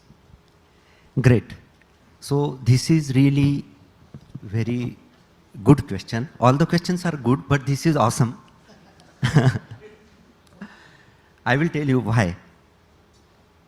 See, we have state transmission utility projects, STU we say. We have CTU, central transmission utility projects. So what is happening, we all know nowadays, we have seen the growth in which the renewable energy is getting integrated with the grid. Okay? So every electron, what is going to the grid or coming from the grid, injection or drawal we say, right, needs 100% accurate grid integration. So for that, there are grid studies now which are made mandatories, STU and CTU both the levels. So what we are observing nowadays is because of having a huge quantum of solar available and the duck curve we all know, right? There are two options. One is either you store this excess energy or curtail it. Better is always store it, use it when it needed, right? So what is happening, actually, the pace at which the renewable energy penetration is going on, with the same pace, the storage is not happening. And I will be very, very transparent and honest in sharing that in this sector, what is happening from couple of years, we are just looking at the tariff discovered. What is the tariff discovered? So every time we say before 2 years, for example, 2.5 years in storage, one of the bids, the tariff discovered was 10,83,000 per megawatt per month. Then after some time it came to 4,79,000 per megawatt per month. Then 449 lakh per megawatt per month. Then came to 370, then to 230, then to 170, then 1,48,000 per megawatt per month. So what is happening? We are seeing the numbers, but we think so that we have to monitor whether the way solar deployment has happened, whether the storage deployment will also happen realistically on the ground. And we hope all these bids which are closed, they get implemented on ground. So one of the challenges which we see related with the curtailment, etc., having so much, sir has mentioned so much gigawatt hour of energy getting curtailed. So we can solve all these issues. Plus one more thing is on the policy front, I think there is a huge support. But I think there is need of some time. Today some policies launch, after 6 months something new comes up. So to build a project, it takes minimum 18 months, at least 18 months for a utility scale 250 megawatt project, for example, or 24 months. So we think give some time for the policy stability. Also, for every state, there is some different kind of policy. So it is good. There should be different policies, it's fine. Give some time, that is our view, just for the clarity. Also would like to add one important thing. On the technologies, right, for example storage, which are evolving across the globe. So I think there should be 11 criteria. We cannot avoid it because that is a part of our policy. But let's think about it. Because we need the lowest cost of energy, LCOE, or lowest cost of storage. But we also have to take into consideration safety, quality, reliability, performance. Also would like to add one important thing. We are looking for increasing the capacities. For example, deployment, also manufacturing capacities. But how much readiness we have from the testing side, labs, certification side. So for example, we need IEC certifications, we need UL certifications, we have to follow NFPA, we have to follow BIS. So developer is really interested to follow all these things, but how much we are also ready for having those facilities over here. So these are the things, but I always say there is always a way and it is on the way. So there is always a solution, and we hope all of us will come out with the solutions. Thank you. Right, thanks Naresh. I think this point you made about the pace and the scale of actually what's changing on the ground is an important one. And Shilpa, maybe I can come back to you on this point, because yes, there's a lot of investments taking place beyond just generation, also in transmission and storage and distribution, but not at the scale and pace that it needs to. So what changes in financing structures or risk allocation mechanisms do you think will unlock investment at that kind of scale?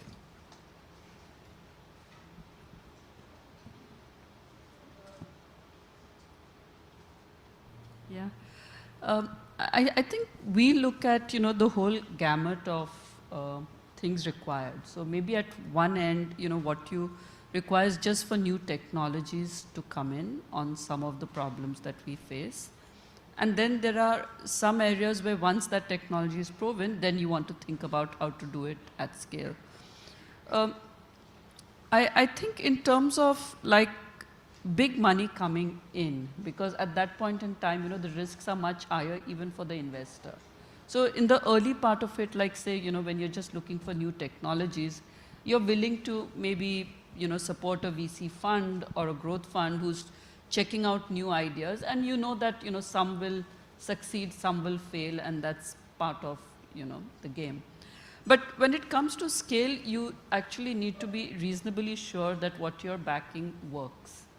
And I think sometimes you enter this space where you need to do something, but you're not fully sure whether this technology is still going to scale. And maybe to some extent, we are facing that in various different parts of this, like even in batteries, very large scale batteries, what does it mean in terms of when will replacement be required, how will degradation happen? All these are, unknowns. I mean, you have an estimate, but they're still unknowns. So I think at a first level, it really means that the kind of capital that comes in needs to be much more risk-taking capital. And you might get a small amount of that, which might really then kickstart what can, get rolled out and proven.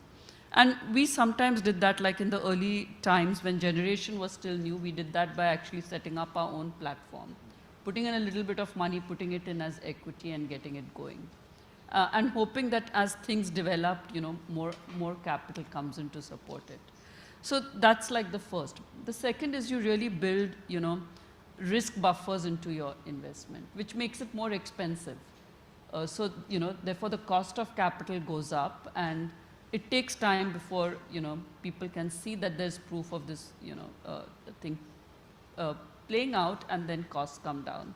So there are, different types of ways in which different forms of capital can come in to seed such ideas. But I think the important thing is also really how does both, especially in infrastructure, the government end of it, respond to some of these things. For example, what are the quotes that you're seeking? Right now, what we're seeing is people do want both storage plus generation. Or you look at, both the transmission side of things. If, we are looking at a number of projects on the transmission side, but when you come to things like high voltage transmission, again, the risks are of a completely different nature. And therefore, what are the policy things that enable investors like us to come in becomes the next level question. Actually, I wanted to actually also ask if you had any reflections on what Mr. Ajay Shankar said, that, public funding, government funding needs to come in a lot more. Is that, do you have any sort of view on that? Do you mean like government, as in government of India? Yeah, as part of the transition, to help sort of de-risk some of the... So look, I mean, if you think about it, like we are actually DFI, which is, we are in a sense government capital, but of another country which is focused on development. And I think there are a lot of pools of such capital available to really anchor private money. And just to tell you, I mean, we've this year launched something called British Climate Partners, which is really focused on this specific task, that we will come in and on the back of our risk-taking and our analysis, we welcome other partners to join us in this journey. And just last month, we announced North Star, investment in North Star, where we were coming in. Alongside us, you had Copenhagen Investment Partners coming in. So in a sense, what our money is doing is like we are helping seed a new company here, which hopefully then will get other forms of investment, both domestic and foreign private money. Yeah. Right, thanks. Ashwini, if I can come to you now. So, we know that technology barriers are just one part of it. Where do you see the biggest institutional gaps today? And what must change if India is to deliver this phase of the next phase of the transition at the scale and pace that we are talking about? Okay, thanks. So in terms of institutional barriers, I think the key barrier is currently, and it's sort of interrelated, is the ability to plan for resource adequacy. And that stems from, it's not been a forte of DISCOMs ever, but it is becoming far more serious issue in the current context with very high shares of renewable energy in the grid. So there is a lot of variability, and somebody has to balance it, somebody has to maintain reserves to balance it in contingencies, and someone has to plan for it going forward. All of these are entirely risky, very, very risky propositions. And with the precarious finances of distribution companies, their very limited capacity institutionally to do this exercise, I think putting that entire onus on distribution company is becoming a very big challenge. And traditionally, distribution companies have looked up to the Central Electricity Authority for the planning related insights. The EPS came out, and basically CEA was broadly doing the planning, and states were, tweaking it to some extent. But in the current context also, CEA taking the lead is not exactly a desirable. I mean, it's good that they are trying to do and put forth at least one plan in the public domain. But that shouldn't become the plan for the state. And that can have very, very difficult consequences. And ultimately, as we all know, these consequences fall on to the small consumers, agricultural consumers, because they are bound to be the DISCOM consumers. Even with policies like open access and GTAM, DTAM, all these kinds of avenues, small consumers are going to find it very difficult to switch suppliers. And that's the experience world over, nothing unique to India, except that in Indian case, it's far more essential given the economic development related imperatives also that we face.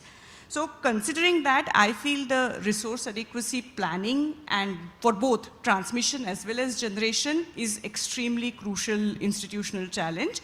And just on the related note, I feel the reforms to actually now put risks to the players who can manage it. See, so far in the transition, it's the DISCOM that has paid for much of the capacity that has come up.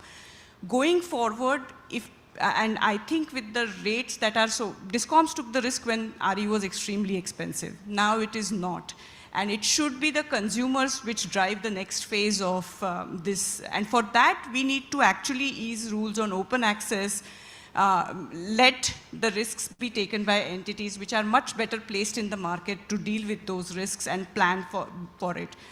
Having said that, grid planning still will remain a challenge because that is not something that can be left to any one kind of player or consumer. And for that, the intrastate grid planning is another huge area which really needs urgent attention.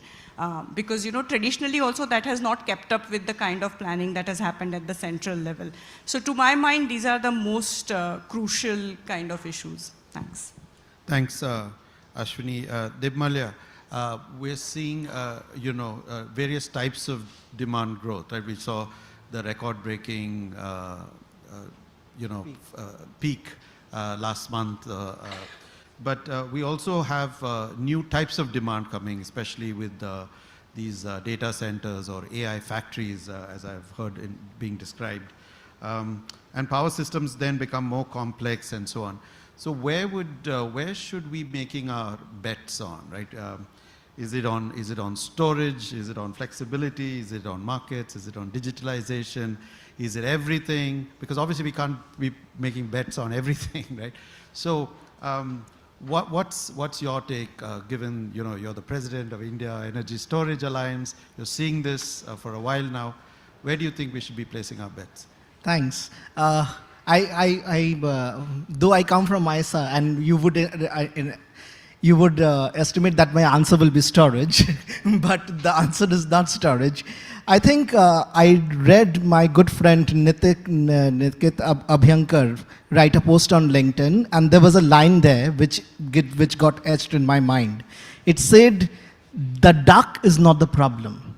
The duck has to happen. It is happening. Inflexible grid is the problem. So we have to build in flexibility in the grid. And for that, one of the resources that we are seeing today is energy storage. But then I cannot tell it sitting here that 5 years from now, there will be no new gentleman who will come into the race and say, hey, I'm also there. So my thing is, we have to make the grid flexible. And for that, whatever mechanisms are needed, we need to have them in the grid.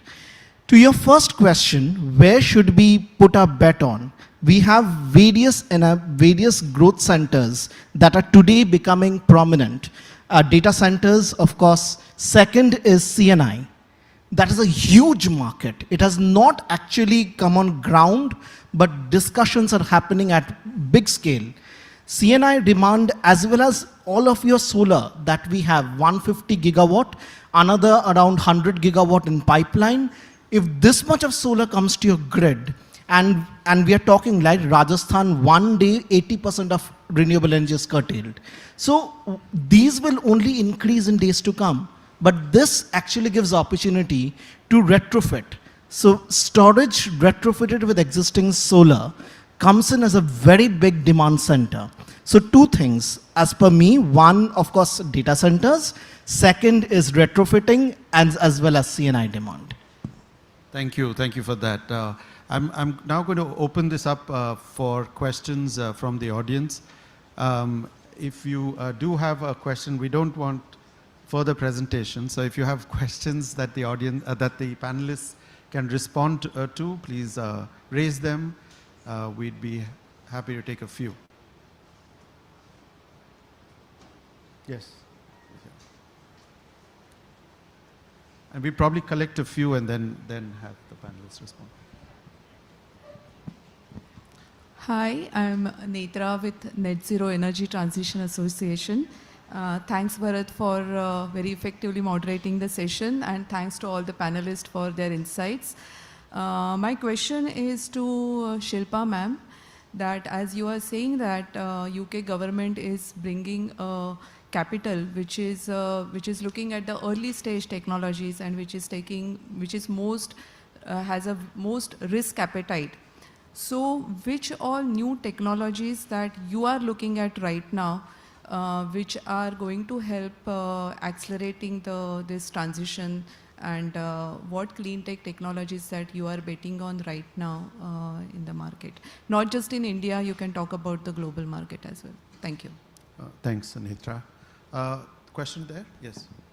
So my question is to IndiGrid, Naresh sir. So, sir, you have recently commissioned 180 by 360 megawatt hour plant in Gujarat. There are two hours battery, right? So you are using like 2 hours, two cycles battery in per day. So according to sir system point of view, and there is so many agriculture in Gujarat. So according to system point of view, like those 2 cycles battery, 2 hour 2 cycle battery is better, or like 4 hour one cycle battery is good? Sir, thanks. The follow-up in the question, because at the time of 2-3 years before, there is a looking into the grid perspective, the curve of the solar, what are the clipping and what are the DC-AC ratio. That time taken a decision of a cost economically 2 hours 2 cycle battery is good during that time, but now curve is different, clipping is different. Now 4 hours battery is making a most cost economical. So how utilities and developers can make a good deal at both the point of view, connectivity, grid perspective and the development. Thank you. Right. We'll take one more. Yeah. So my question would be to Shilpa ma'am. My name is Archat. I work with the UN's UNICEF wing.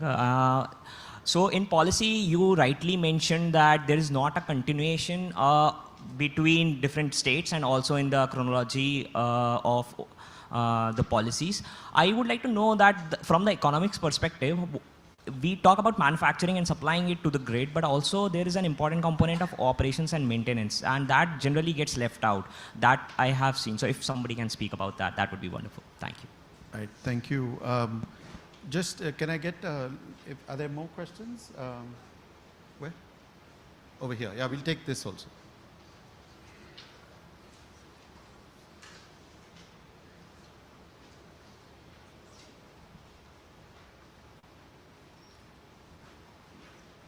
Hi, my name is Vaishnavi. I'm with A.T. Kearney. The one question that I had was, see, the utilization of CTU assets has been pretty low. And with increase in solar, it's bound to be lower given the peak during the daytime. So what sort of policy interventions can the government of India bring about to sort of increase the utilization of CTU assets? Because that could be a quick win in terms of utilizing the existing assets to push more power. Right, thank you. We'll close the questions for now, and I'm going to ask in any order. Maybe Shilpa, you have the mic.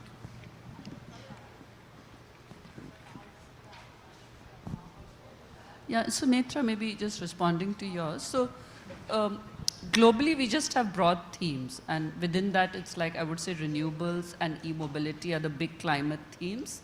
And within that, again, the supply chains for both as well as a separate theme called sustainable industrials and then agriculture. So it covers all.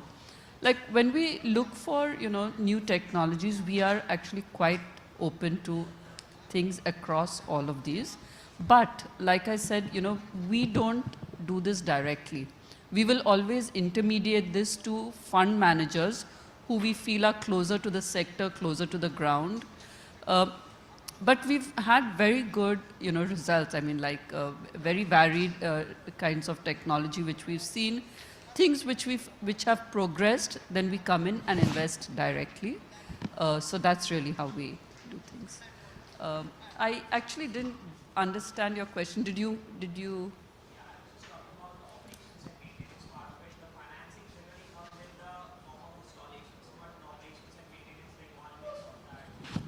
The financing of the O&M as part of... Yeah, but that would be part of the project. I mean, as you assess a project, you would take into account O&M is a big part of, just checking out the bankability of a project. And I'll say the only additional thing that we do, we actually have a very, dedicated team which works with our investees on the whole ENS part of it also. So not just, O&M per se, but the quality of O&M also, I think we pay a lot of direct, we stay very invested in that. Yeah, sure. So in continuation with what Shilpa has said, so generally the investors, right, they do the investment.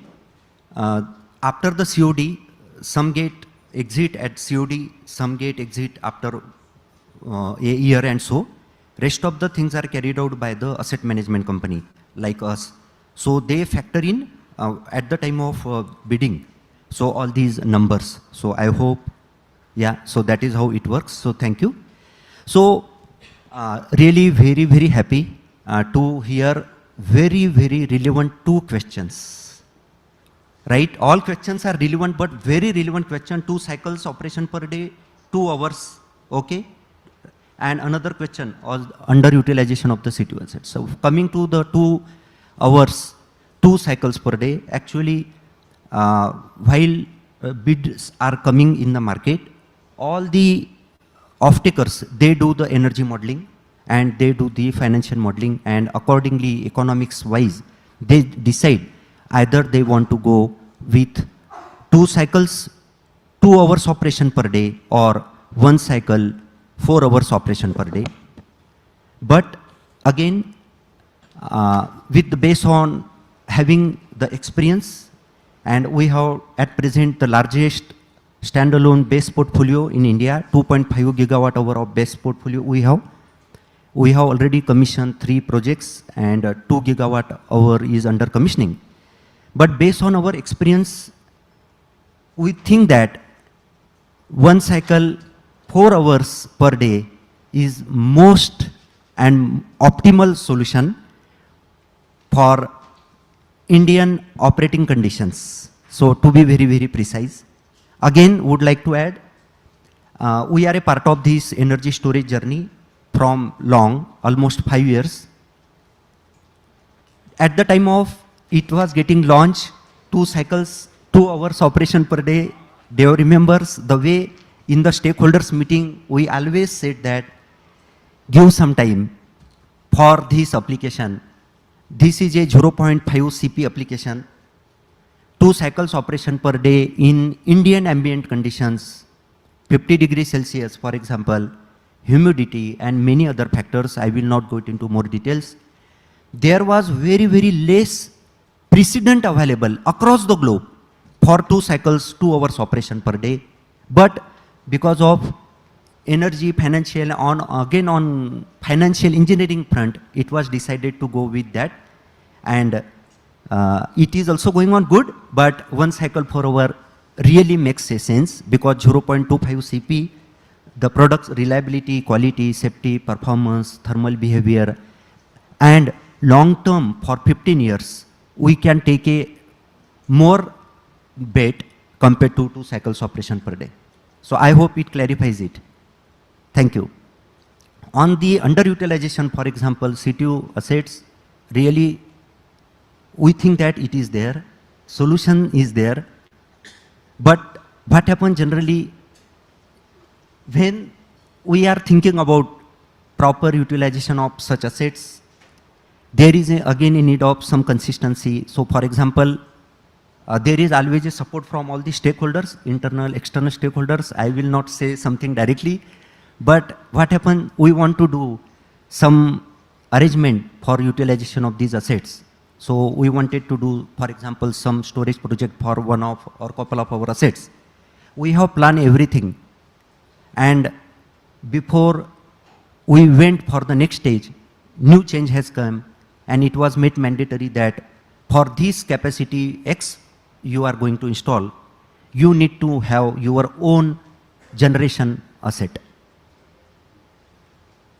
So I hope this statement answers the question. So we need that support, that we need to utilize the assets, but we need also that support. Thank you. Right, thank you, Naresh. Professor Vasi, if I can ask you a question. You've heard now, you know, a wide range of issues being discussed by our panelists, and then the questions and so on.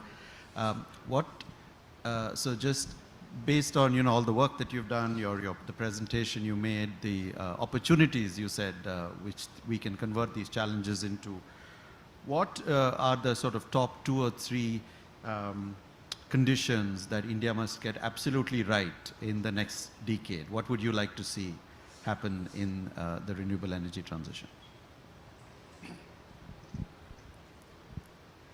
Yeah, thank you, Bharat. That's a difficult question to answer. Obviously, the policy aspects is something which we must look at. You know, policy consistency is something you had mentioned. And also, as Mr. Ajay Shankar had mentioned earlier, policy played a very major role in the success of our solar program. However, I would also like to add that, you know, the success of our solar program was a confluence of many things which happened, one of which was certainly the policy aspects and the, you know, financial guarantees and so on, which came through in India.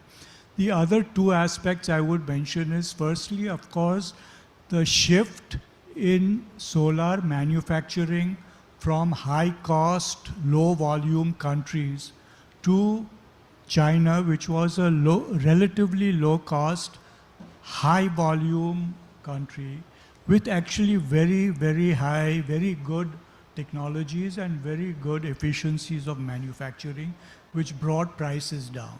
So that's obviously something which we should remember and which cannot be replicated when we go ahead, when we are looking at some of the other ways to go forward. Of course, we may ask the question, look, why did India do so well and other countries could not take equal advantage of this drop in cost? And the reason certainly partly is the policy issues which the government was able to put in. The other thing I like to mention, and that is why I mentioned the 50 years we are celebrating, Mr. Ajay Shankar, as you well know, we're celebrating this year 50 years of solar photovoltaics in India. And that is, there was an incipient expertise available in the 2010s and even for manufacturing in the late 2010s and now in the 2020s, where we could really use this expertise to really go very rapidly. So these are some of the other effects which we must also look at. Right, thank you so much. Yes? Sure, Mr. I can't not allow the keynote speaker to... Is there merit in the argument that storage capacities should be contracted by DISCOMs on a standalone basis rather than continuing with the present system of solar plus storage? Thoughts of both of you?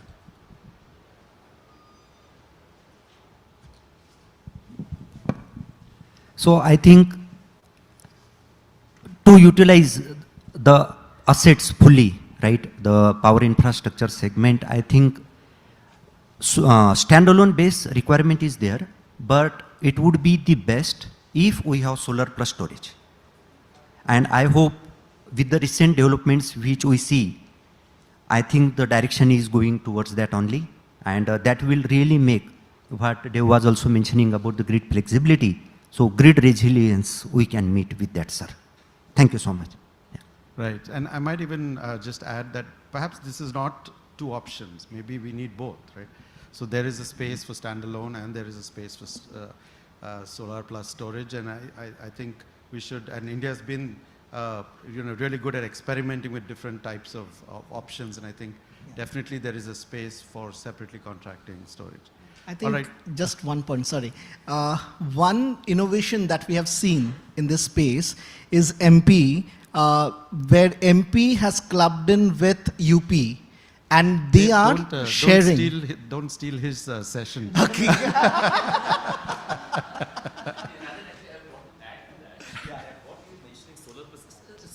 No, no. Solar plus storage. Yeah. Very important component to something that we have done at IIT Bombay. Yeah. Or other engineering institutions.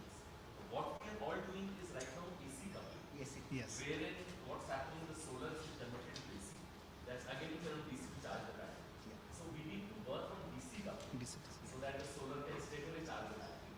So I think industry needs sort of support on that, and I think some place like IIT Bombay can fully agree with you, sir. And we are going and doing DC coupling also. So thank you. So that's a sneak peek for the 12 o'clock show, where we have a fabulous conversation planned with Mr. Manu Srivastav, who is the Additional Chief Secretary of Government of Madhya Pradesh. I want to thank the panelists, of course, Mr. Ajay Shankar, Padma Shri, Professor Vasi, and all of you for an engaging conversation. We'll take a quick break, but we need you back here by 12 because we want to start that session at 12 o'clock. We can just go.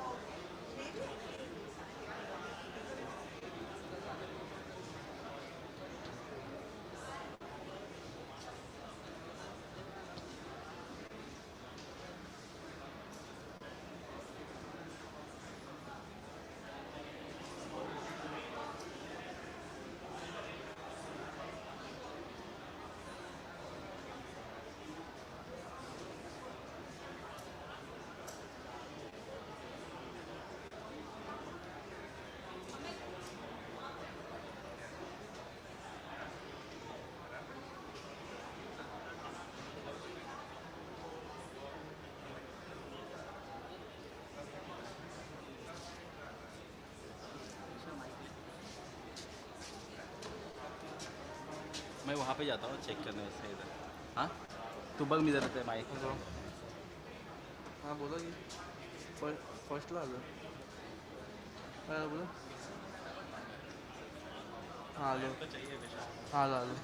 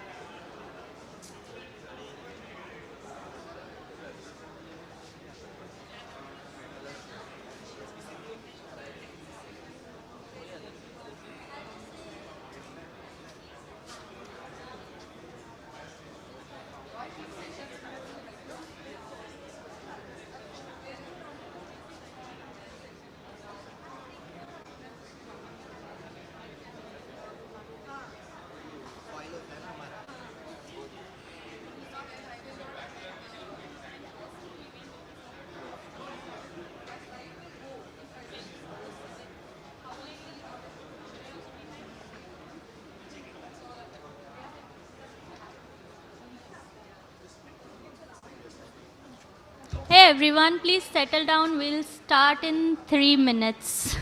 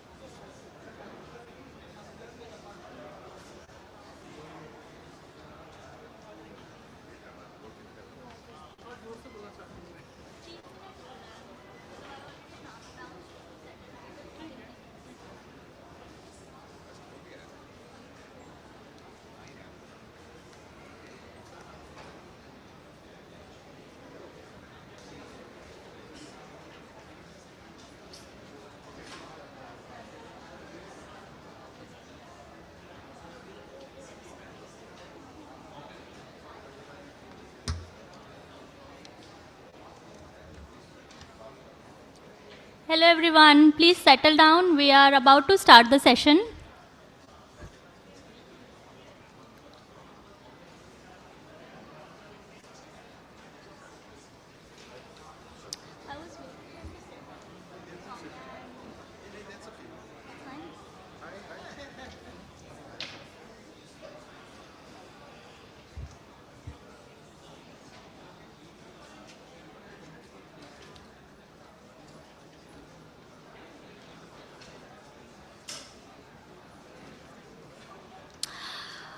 Okay, good afternoon, everyone. I hope you had a great start to ACE 2026, and I hope you are enjoying the session so far. Before we start, a quick housekeeping reminder. Please keep your phones on silent mode as this session is being live streamed and recorded. And thank you all for being the part of ACE 2026. As we have heard through the morning sessions that India's energy transition is entering a new phase. one that requires not only technological innovations and investment, but also the strong institution, effective implementation, and collaborations across the stakeholders. This brings us to our current session, which is the Fireside chat on scaling conditions and institutional feasibility for India's energy transition. The discussion will explore what it takes to create the right conditions for scaling India's energy transition reliably and how institutions can help translate ambitions to actions. To lead this conversation, we are privileged to have with us Shri Manu Srivastav, IAS, who is currently serving as Additional Chief Secretary at New and Renewable Energy Department, Government of Madhya Pradesh. Shri Srivastav has extensive experience in public administration and policy implementation and has played an important role in advancing renewable energy initiatives and large-scale energy sector transformation. He is widely recognized for leading innovative renewable projects, including the landmark 750 megawatt Riva Ultra Mega Solar Project. His work continues to shape the wider energy transformation in the country. The conversation will be moderated by Dr. Soumya Vaishnav, Program Research Fellow with Energy Program at WRI India. I would request everyone to please join me in welcoming them with a huge round of applause. Thank you. I hand over the session to Soumya. Hi. I hope everyone can hear me. Yes. Great. Thank you, Manusa, for being here. You know, so often we talk about India's energy transition in terms of these big and very impressive numbers, you know. For example, our ambitious target of 500 gigawatt, net zero by 2070, and the impressive achievements. Now, 29% of installed capacity is solar, for example. However, we perhaps miss how those targets become achievements, right? And what are the sort of enabling conditions that allow those targets to become achievements? And so let me start by asking you that. Madhya Pradesh is one of the most active RE states. You know, when you think about solar, you think about storage, you think about FDRE, complementarity, floating solar. So what have been the enabling conditions that have allowed Madhya Pradesh to become this active RE state? So large number of issues have already been covered in the earlier panel. It has of course been policy of the government. It has been technological innovations. It has been supply chain. So a lot of these factors have been there. But I think what Madhya Pradesh has tried to do, we have tried to focus on innovation. We have tried to focus on doing interesting things. And we have tried primarily to de-risk our projects. So all our projects, we have tried to focus on the uncertainties that the developers face. And we have tried to address those uncertainties by specific project-specific measures to mitigate those uncertainties. And we have rewarded by the developers through low tariffs, by substantial participation. Each one of our projects has seen huge enthusiasm amongst the developers. Like Riva, the first project we talked about, we had 20 bidders. The bidding went on for 36 hours. And that is how we got the first project in India, which brought down the price of solar below coal. We had a recent project of Morena, which solar and storage, which again got us 16 bidders. The bidding went on for almost 12 hours. And we got a very low tariff of 2 rupees 70 paisa. So what we have done is to try to think of developers. We talk to them, we take our pre-bid meetings seriously, we listen to them, we change our documents in accordance with the problems that our developers face, and we try to address them. I mean, that is usually a problem that government has, that government usually doesn't listen too much to others. So we try to learn a lot from various people, I mean, from academicians. I mean, this project, complementarity project, WRI has been a part of that, so you would have noticed how much interaction we have had with academics. We have tried to modify regulations accordingly, and we have had extensive discussions with bidders in each one of our projects. So I would like you to talk a bit more about that. You know, how much you talked about the importance of innovation, about listening to developers, other parties. But how do you sort of think about institutions and how they need to sort of adapt, or the capacity of institutions to do these things? And especially now that we're talking about complementarity, how do you also even think about institutions as coordinating with each other for, scaling up such projects, scaling up innovative RE projects? So I believe capacity is the biggest challenge that we face today. So very often I am interacting with philanthropies. So as I talk to them what to do, I really request them what not to do. So what renewable energy does not need today is any sort of subsidy, any sort of financial assistance. It doesn't need this support anymore, and I think that is a biggest disservice that you can do to the sector. So how the first project that was mentioned, RIVA, that happened is that we were not given the viability gap funding that every other project in the country was getting. At that time, Government of India companies used to get viability gap funding, and they used to use that to bring down power to 4.5 rupees per unit. Since we were not given that viability gap funding, we did everything to try to get that to that number 4.5 without viability gap funding, and we ended up at a much lower number, below 3. So the point is that what we need today in India is only really capacity. We need strengthening of capacity. We need technical capacity, we need technical support, and I think there is a challenge there. The low numbers that we have, if you compare the cost of renewable to the cost of fossil-based power, there is a huge difference. To those who might not, just to give a comparison, Madhya Pradesh and large number of other states have recently gone in for bids of coal-based power. And the rate that we have got is 6 rupees per unit. And that rate would keep on increasing every year as coal becomes more expensive, as transportation becomes more expensive. And these projects would come up 6 years from now. So 6 rupees is the today's price.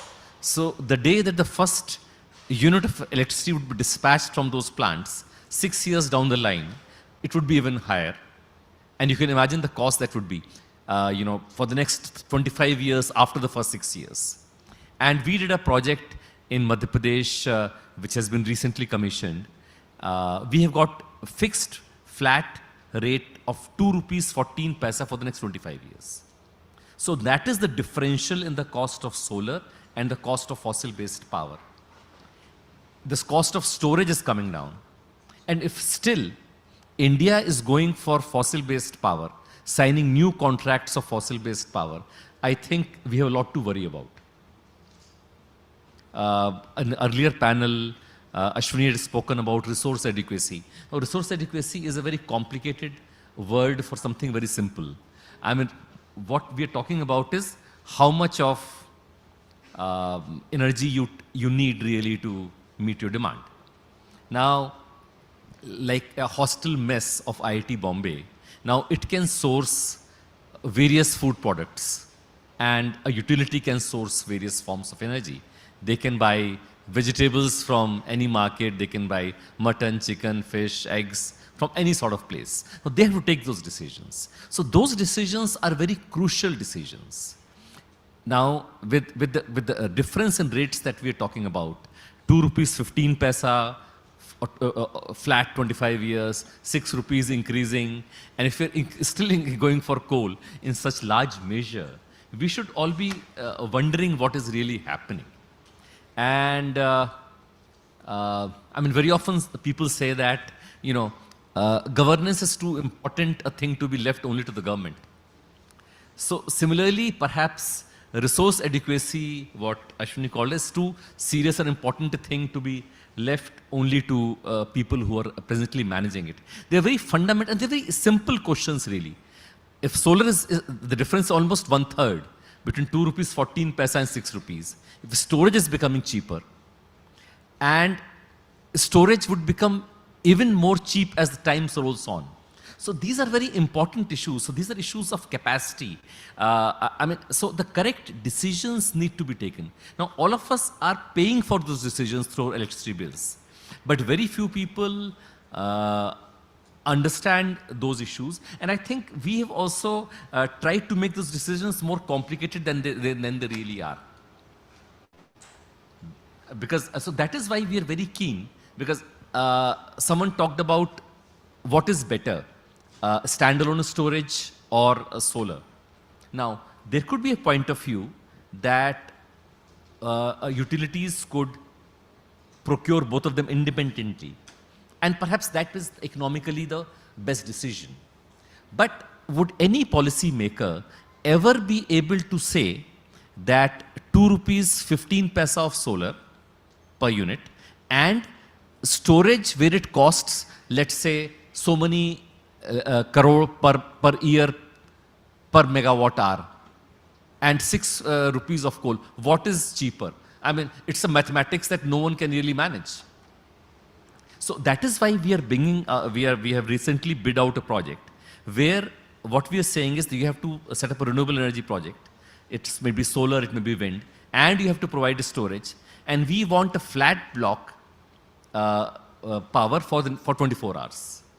Now, if we get that number to be below the price of coal, then we would have philosophically established that renewables offer a secure and safe and economically viable pathway to energy security.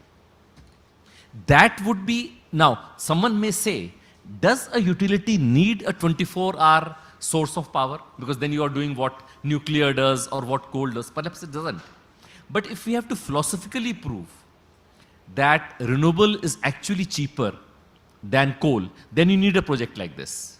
So we are doing this project not because it is the need of the utility. Perhaps it suits the utility more to have 4 hours of storage and 6 hours of storage. It's like having a 24-hour servant. I mean, you would rather have the servant exactly when you want it, not for all 24 hours. 24 hours could be nuisance when you want privacy. Then, so 24-hour project could actually be a problem.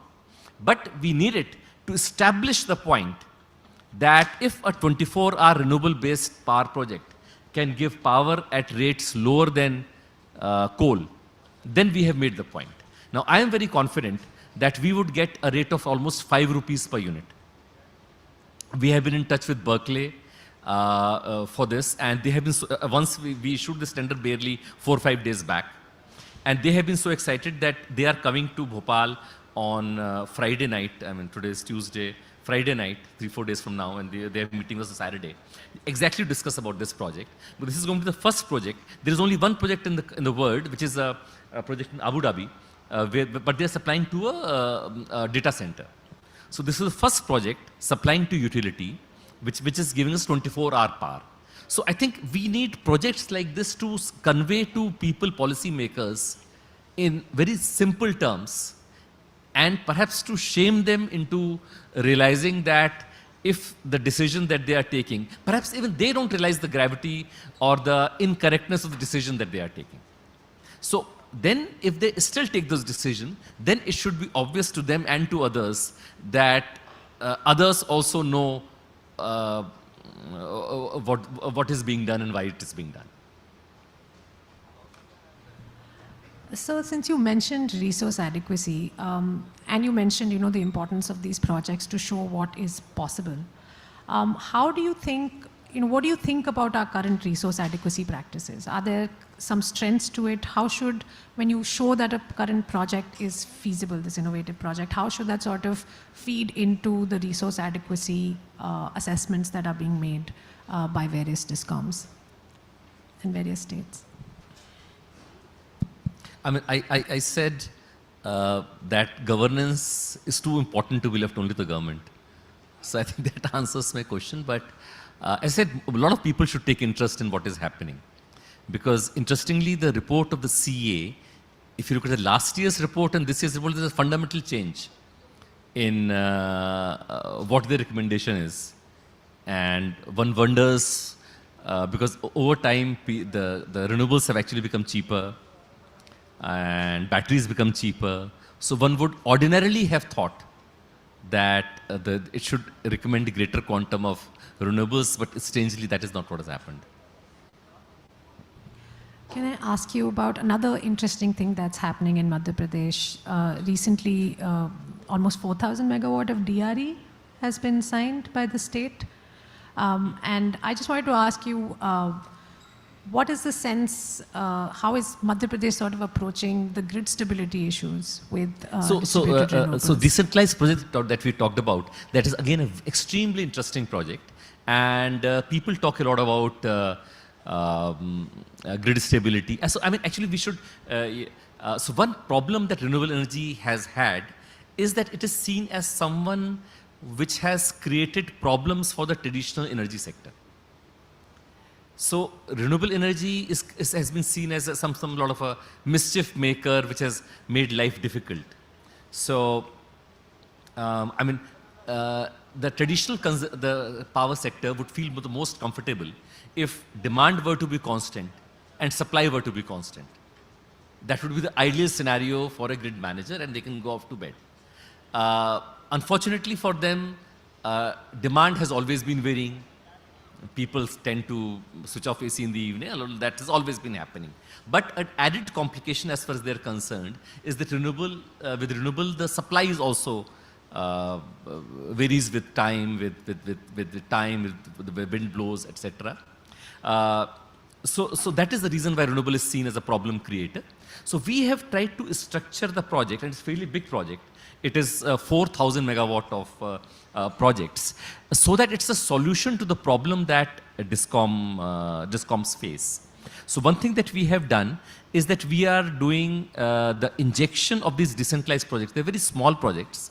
Each project is from 3 megawatt to 12 megawatt. And large number of such projects, around 450 projects, is spread all over the state. We are injecting on the low voltage side of the transformer. So the basic idea is that very often the transformer is the constraint because of which you are unable to supply to all your agricultural consumers at the same time. So you have group A, you supply at certain time, group B, you supply at certain time. Very often you supply in the middle of the night, which makes life difficult to the farmers. More importantly, in today's world, nighttime supply is costlier than daytime supply. So you are giving costlier supply to farmers who don't really pay for the cost of power, all because of the constraint of the transformer, because that is a limiting constraint. Now, one way obviously is to have another transformer, but that requires a capex, which our discoms don't have.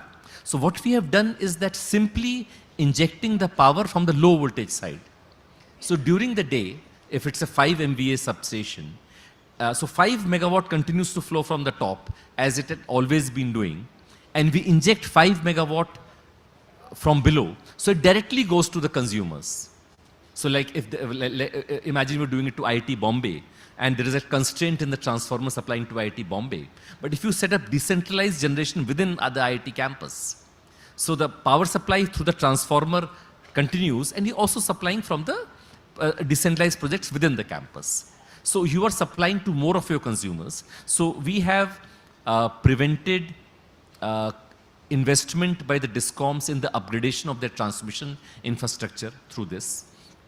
And something very interesting that we are doing is that we are all these years, solar which was producing DC had been used by inverters to produce AC, but that was at unity power factor. They were only giving active power, and reactive power continued to flow from our faraway, distant generators. What we are doing is that we are using our decentralized solar generators to supply not only active power, but also reactive power. So the reactive power requirement of the grid is being met locally. So this is a decentralized problem to a decentralized solution to a decentralized problem. More importantly, since we are in IIT and electrical engineering department is not far away. So reactive power has this feature that if the voltage is low and if you want to bring it to an optimum level, you should inject reactive power. And if the voltage is high and you want to bring it down, you have to absorb reactive power. As you know, voltage is a local phenomena. So our innovation is doing precisely this. It would measure the local voltage And if the voltage is low, it would inject, the inverter would inject reactive power, bring back the voltage to a normal level. If the voltage is high, it would absorb reactive power, bring it back to the normal level. And we are compensating our solar generators for that. So this is being done for the first time, I understand, globally. That we would be compensating decentralized generators at the distribution level for doing the right thing, for injecting reactive power when the voltage is low, and for absorbing reactive power when the voltage is high. This has been done in many countries, including India, in the national grid. But the national grid does not have a problem of voltage. The problem of voltage is fairly well managed. It is like almost solving the problem of malnutrition in Lutyens, Delhi, or setting up a food distribution center in Khan Market. I don't know Bombay that well, so pardon me for that.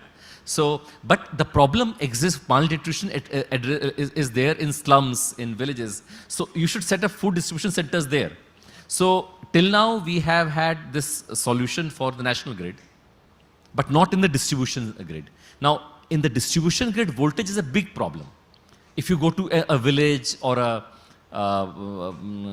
small town, actually even in better areas, we have this always challenge of voltage. If you, all our ACs use regulators, all our refrigerators use voltage regulators, and they're always doing this tick, tick, tick.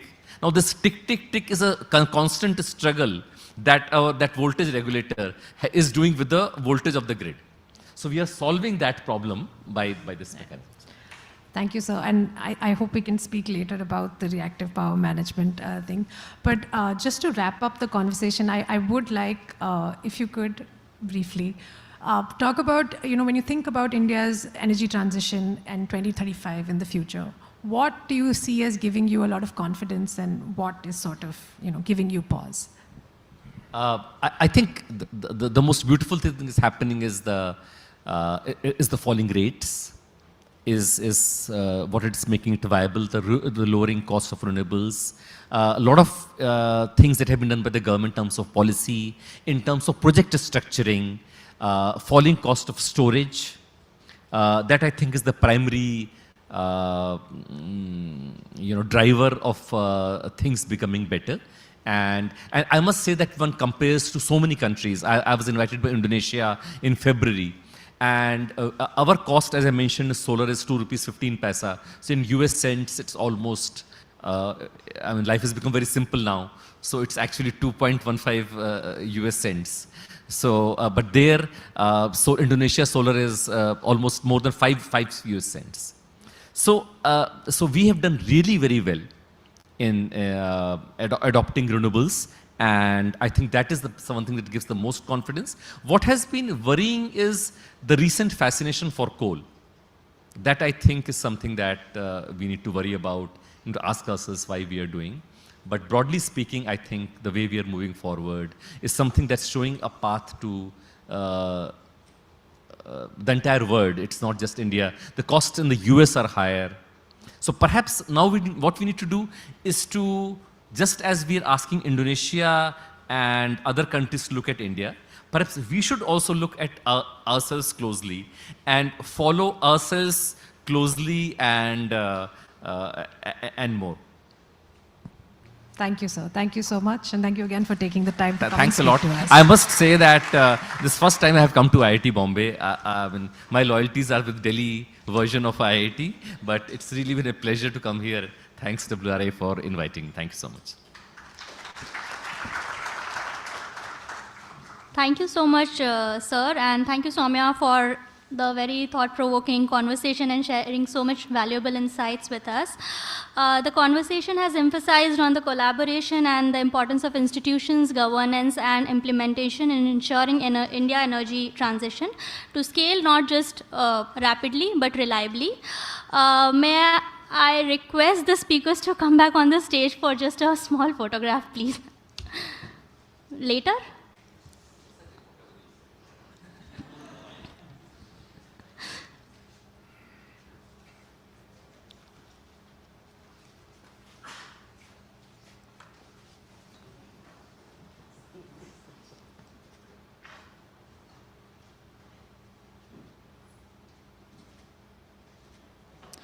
Thank you so much. Now we'll immediately move on to the parallel sessions.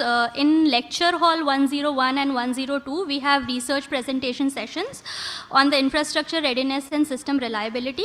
And in lecture theater 102, we have the roundtable discussion on rethinking cooling demand in India.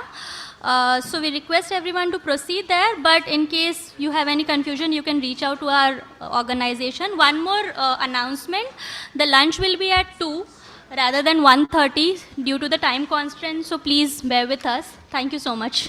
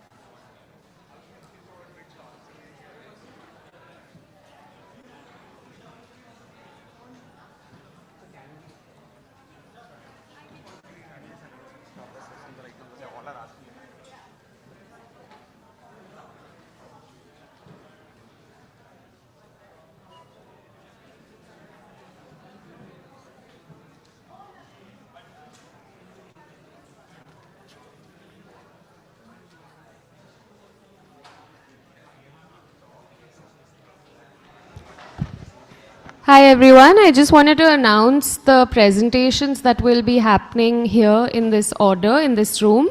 We'll have a special invited presentation on technology advancement in next generation tandem photovoltaics by Professor Dinesh Kabra, after which we will have a presentation on green hydrogen, reality check and policy blind spots by Professor Rahul Nabar.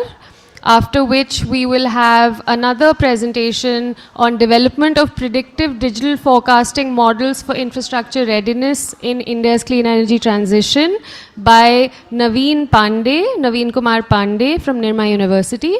And then we will close with a final presentation on GIS-based multi-criteria suitability analysis for hybrid wind and solar energy zones in Maharashtra by Aniket Savargaonkar from Tata Institute of Social Sciences.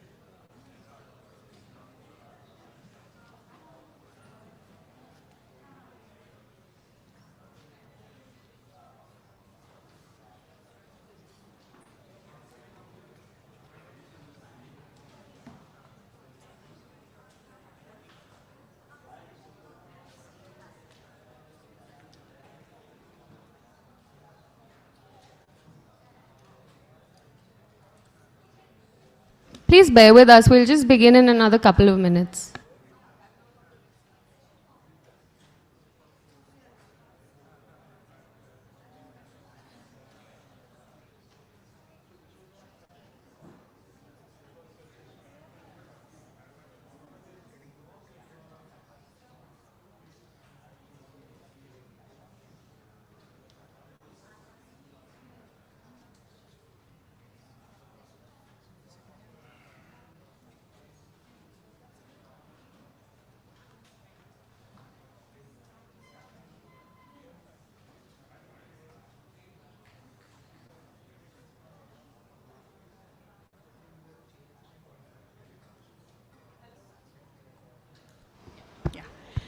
Hello.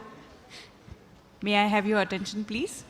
We will now start the presentations for track 1. And to begin with, I'm going to invite Professor Kabra for the presentation that he's going to deliver. Sir, can I request you to limit your presentation to 15 minutes so that we can go ahead? 5 minutes, you just give me a... Yes, sir. I will do that. Thank you, sir. Yes, it's... Yeah. You can look at the slides here.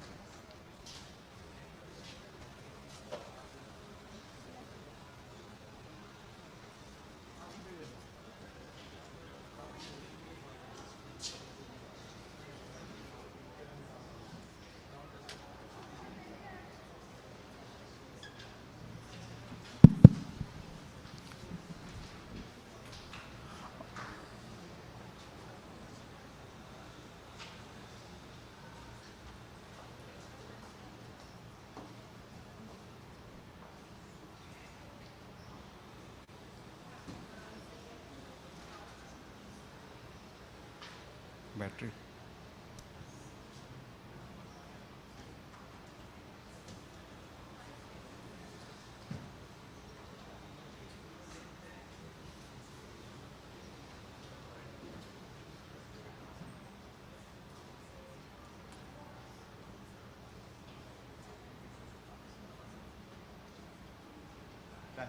It's happening now. It's happening. Okay, very good afternoon, everyone, and also thanks to the organizers for giving us a chance to show something what is being discussed since morning. And it's very clear that we are all here for something to see towards solving the problem of energy security, climate change, which are some of the no more words but the harsh reality of today's world. And those all things can be solved by certainly constantly working on the innovations. That is also being discussed since morning. So I'll be showing you something which is happening at IIT Bombay campus. And so that's something about technology advancement and next generation solar cell technology. As it's already now echoed very well that nobody could believe in our life a simple PN junction diode will save the humanity. Means you want gigawatt, okay, wait for a month, and next city Chickley campus will serve you with 10 gigawatt capacity, WRI Energies. There are the 100 gigawatt module capacity, close to 40 to 50 gigawatt cell capacity in India, thanks to all what has been really done amazing by the government, policymaker, etc. But in the background, something was happening at NCPRE. I welcome you all guys when you are around. Please take an opportunity to visit our National Center for Photovoltaic Research and Education, where we have world-class facility for going from the cell to the field level testing of the solar cell farms. And what our research group within NCPR is doing something which is the next generation technology which works on the concept of tandem solar cells. You have instead of one absorber, you put two absorber and you see the wonders. What is that wonder?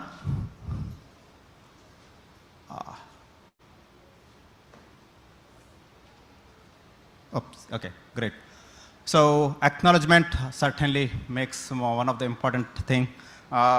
I'm presenting because in the background, a lot of others are working as well.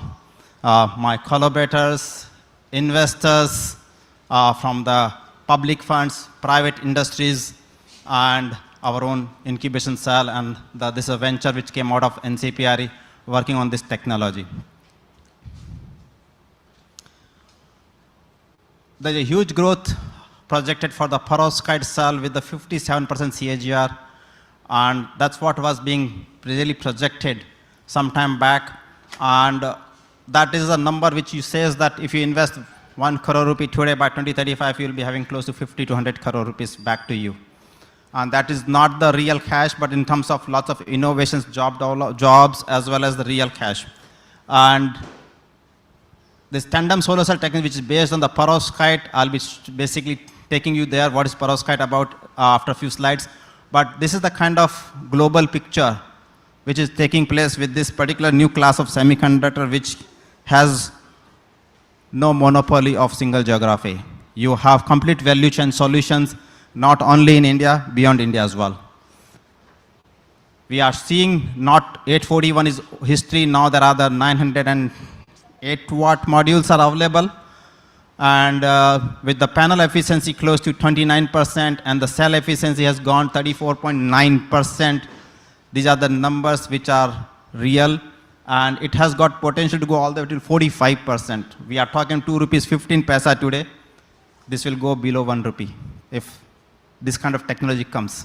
We are talking about really 1 cent per kilowatt hour, or we are talking about something 1 rupee 25 paisa per kilowatt hour kind of energy cost.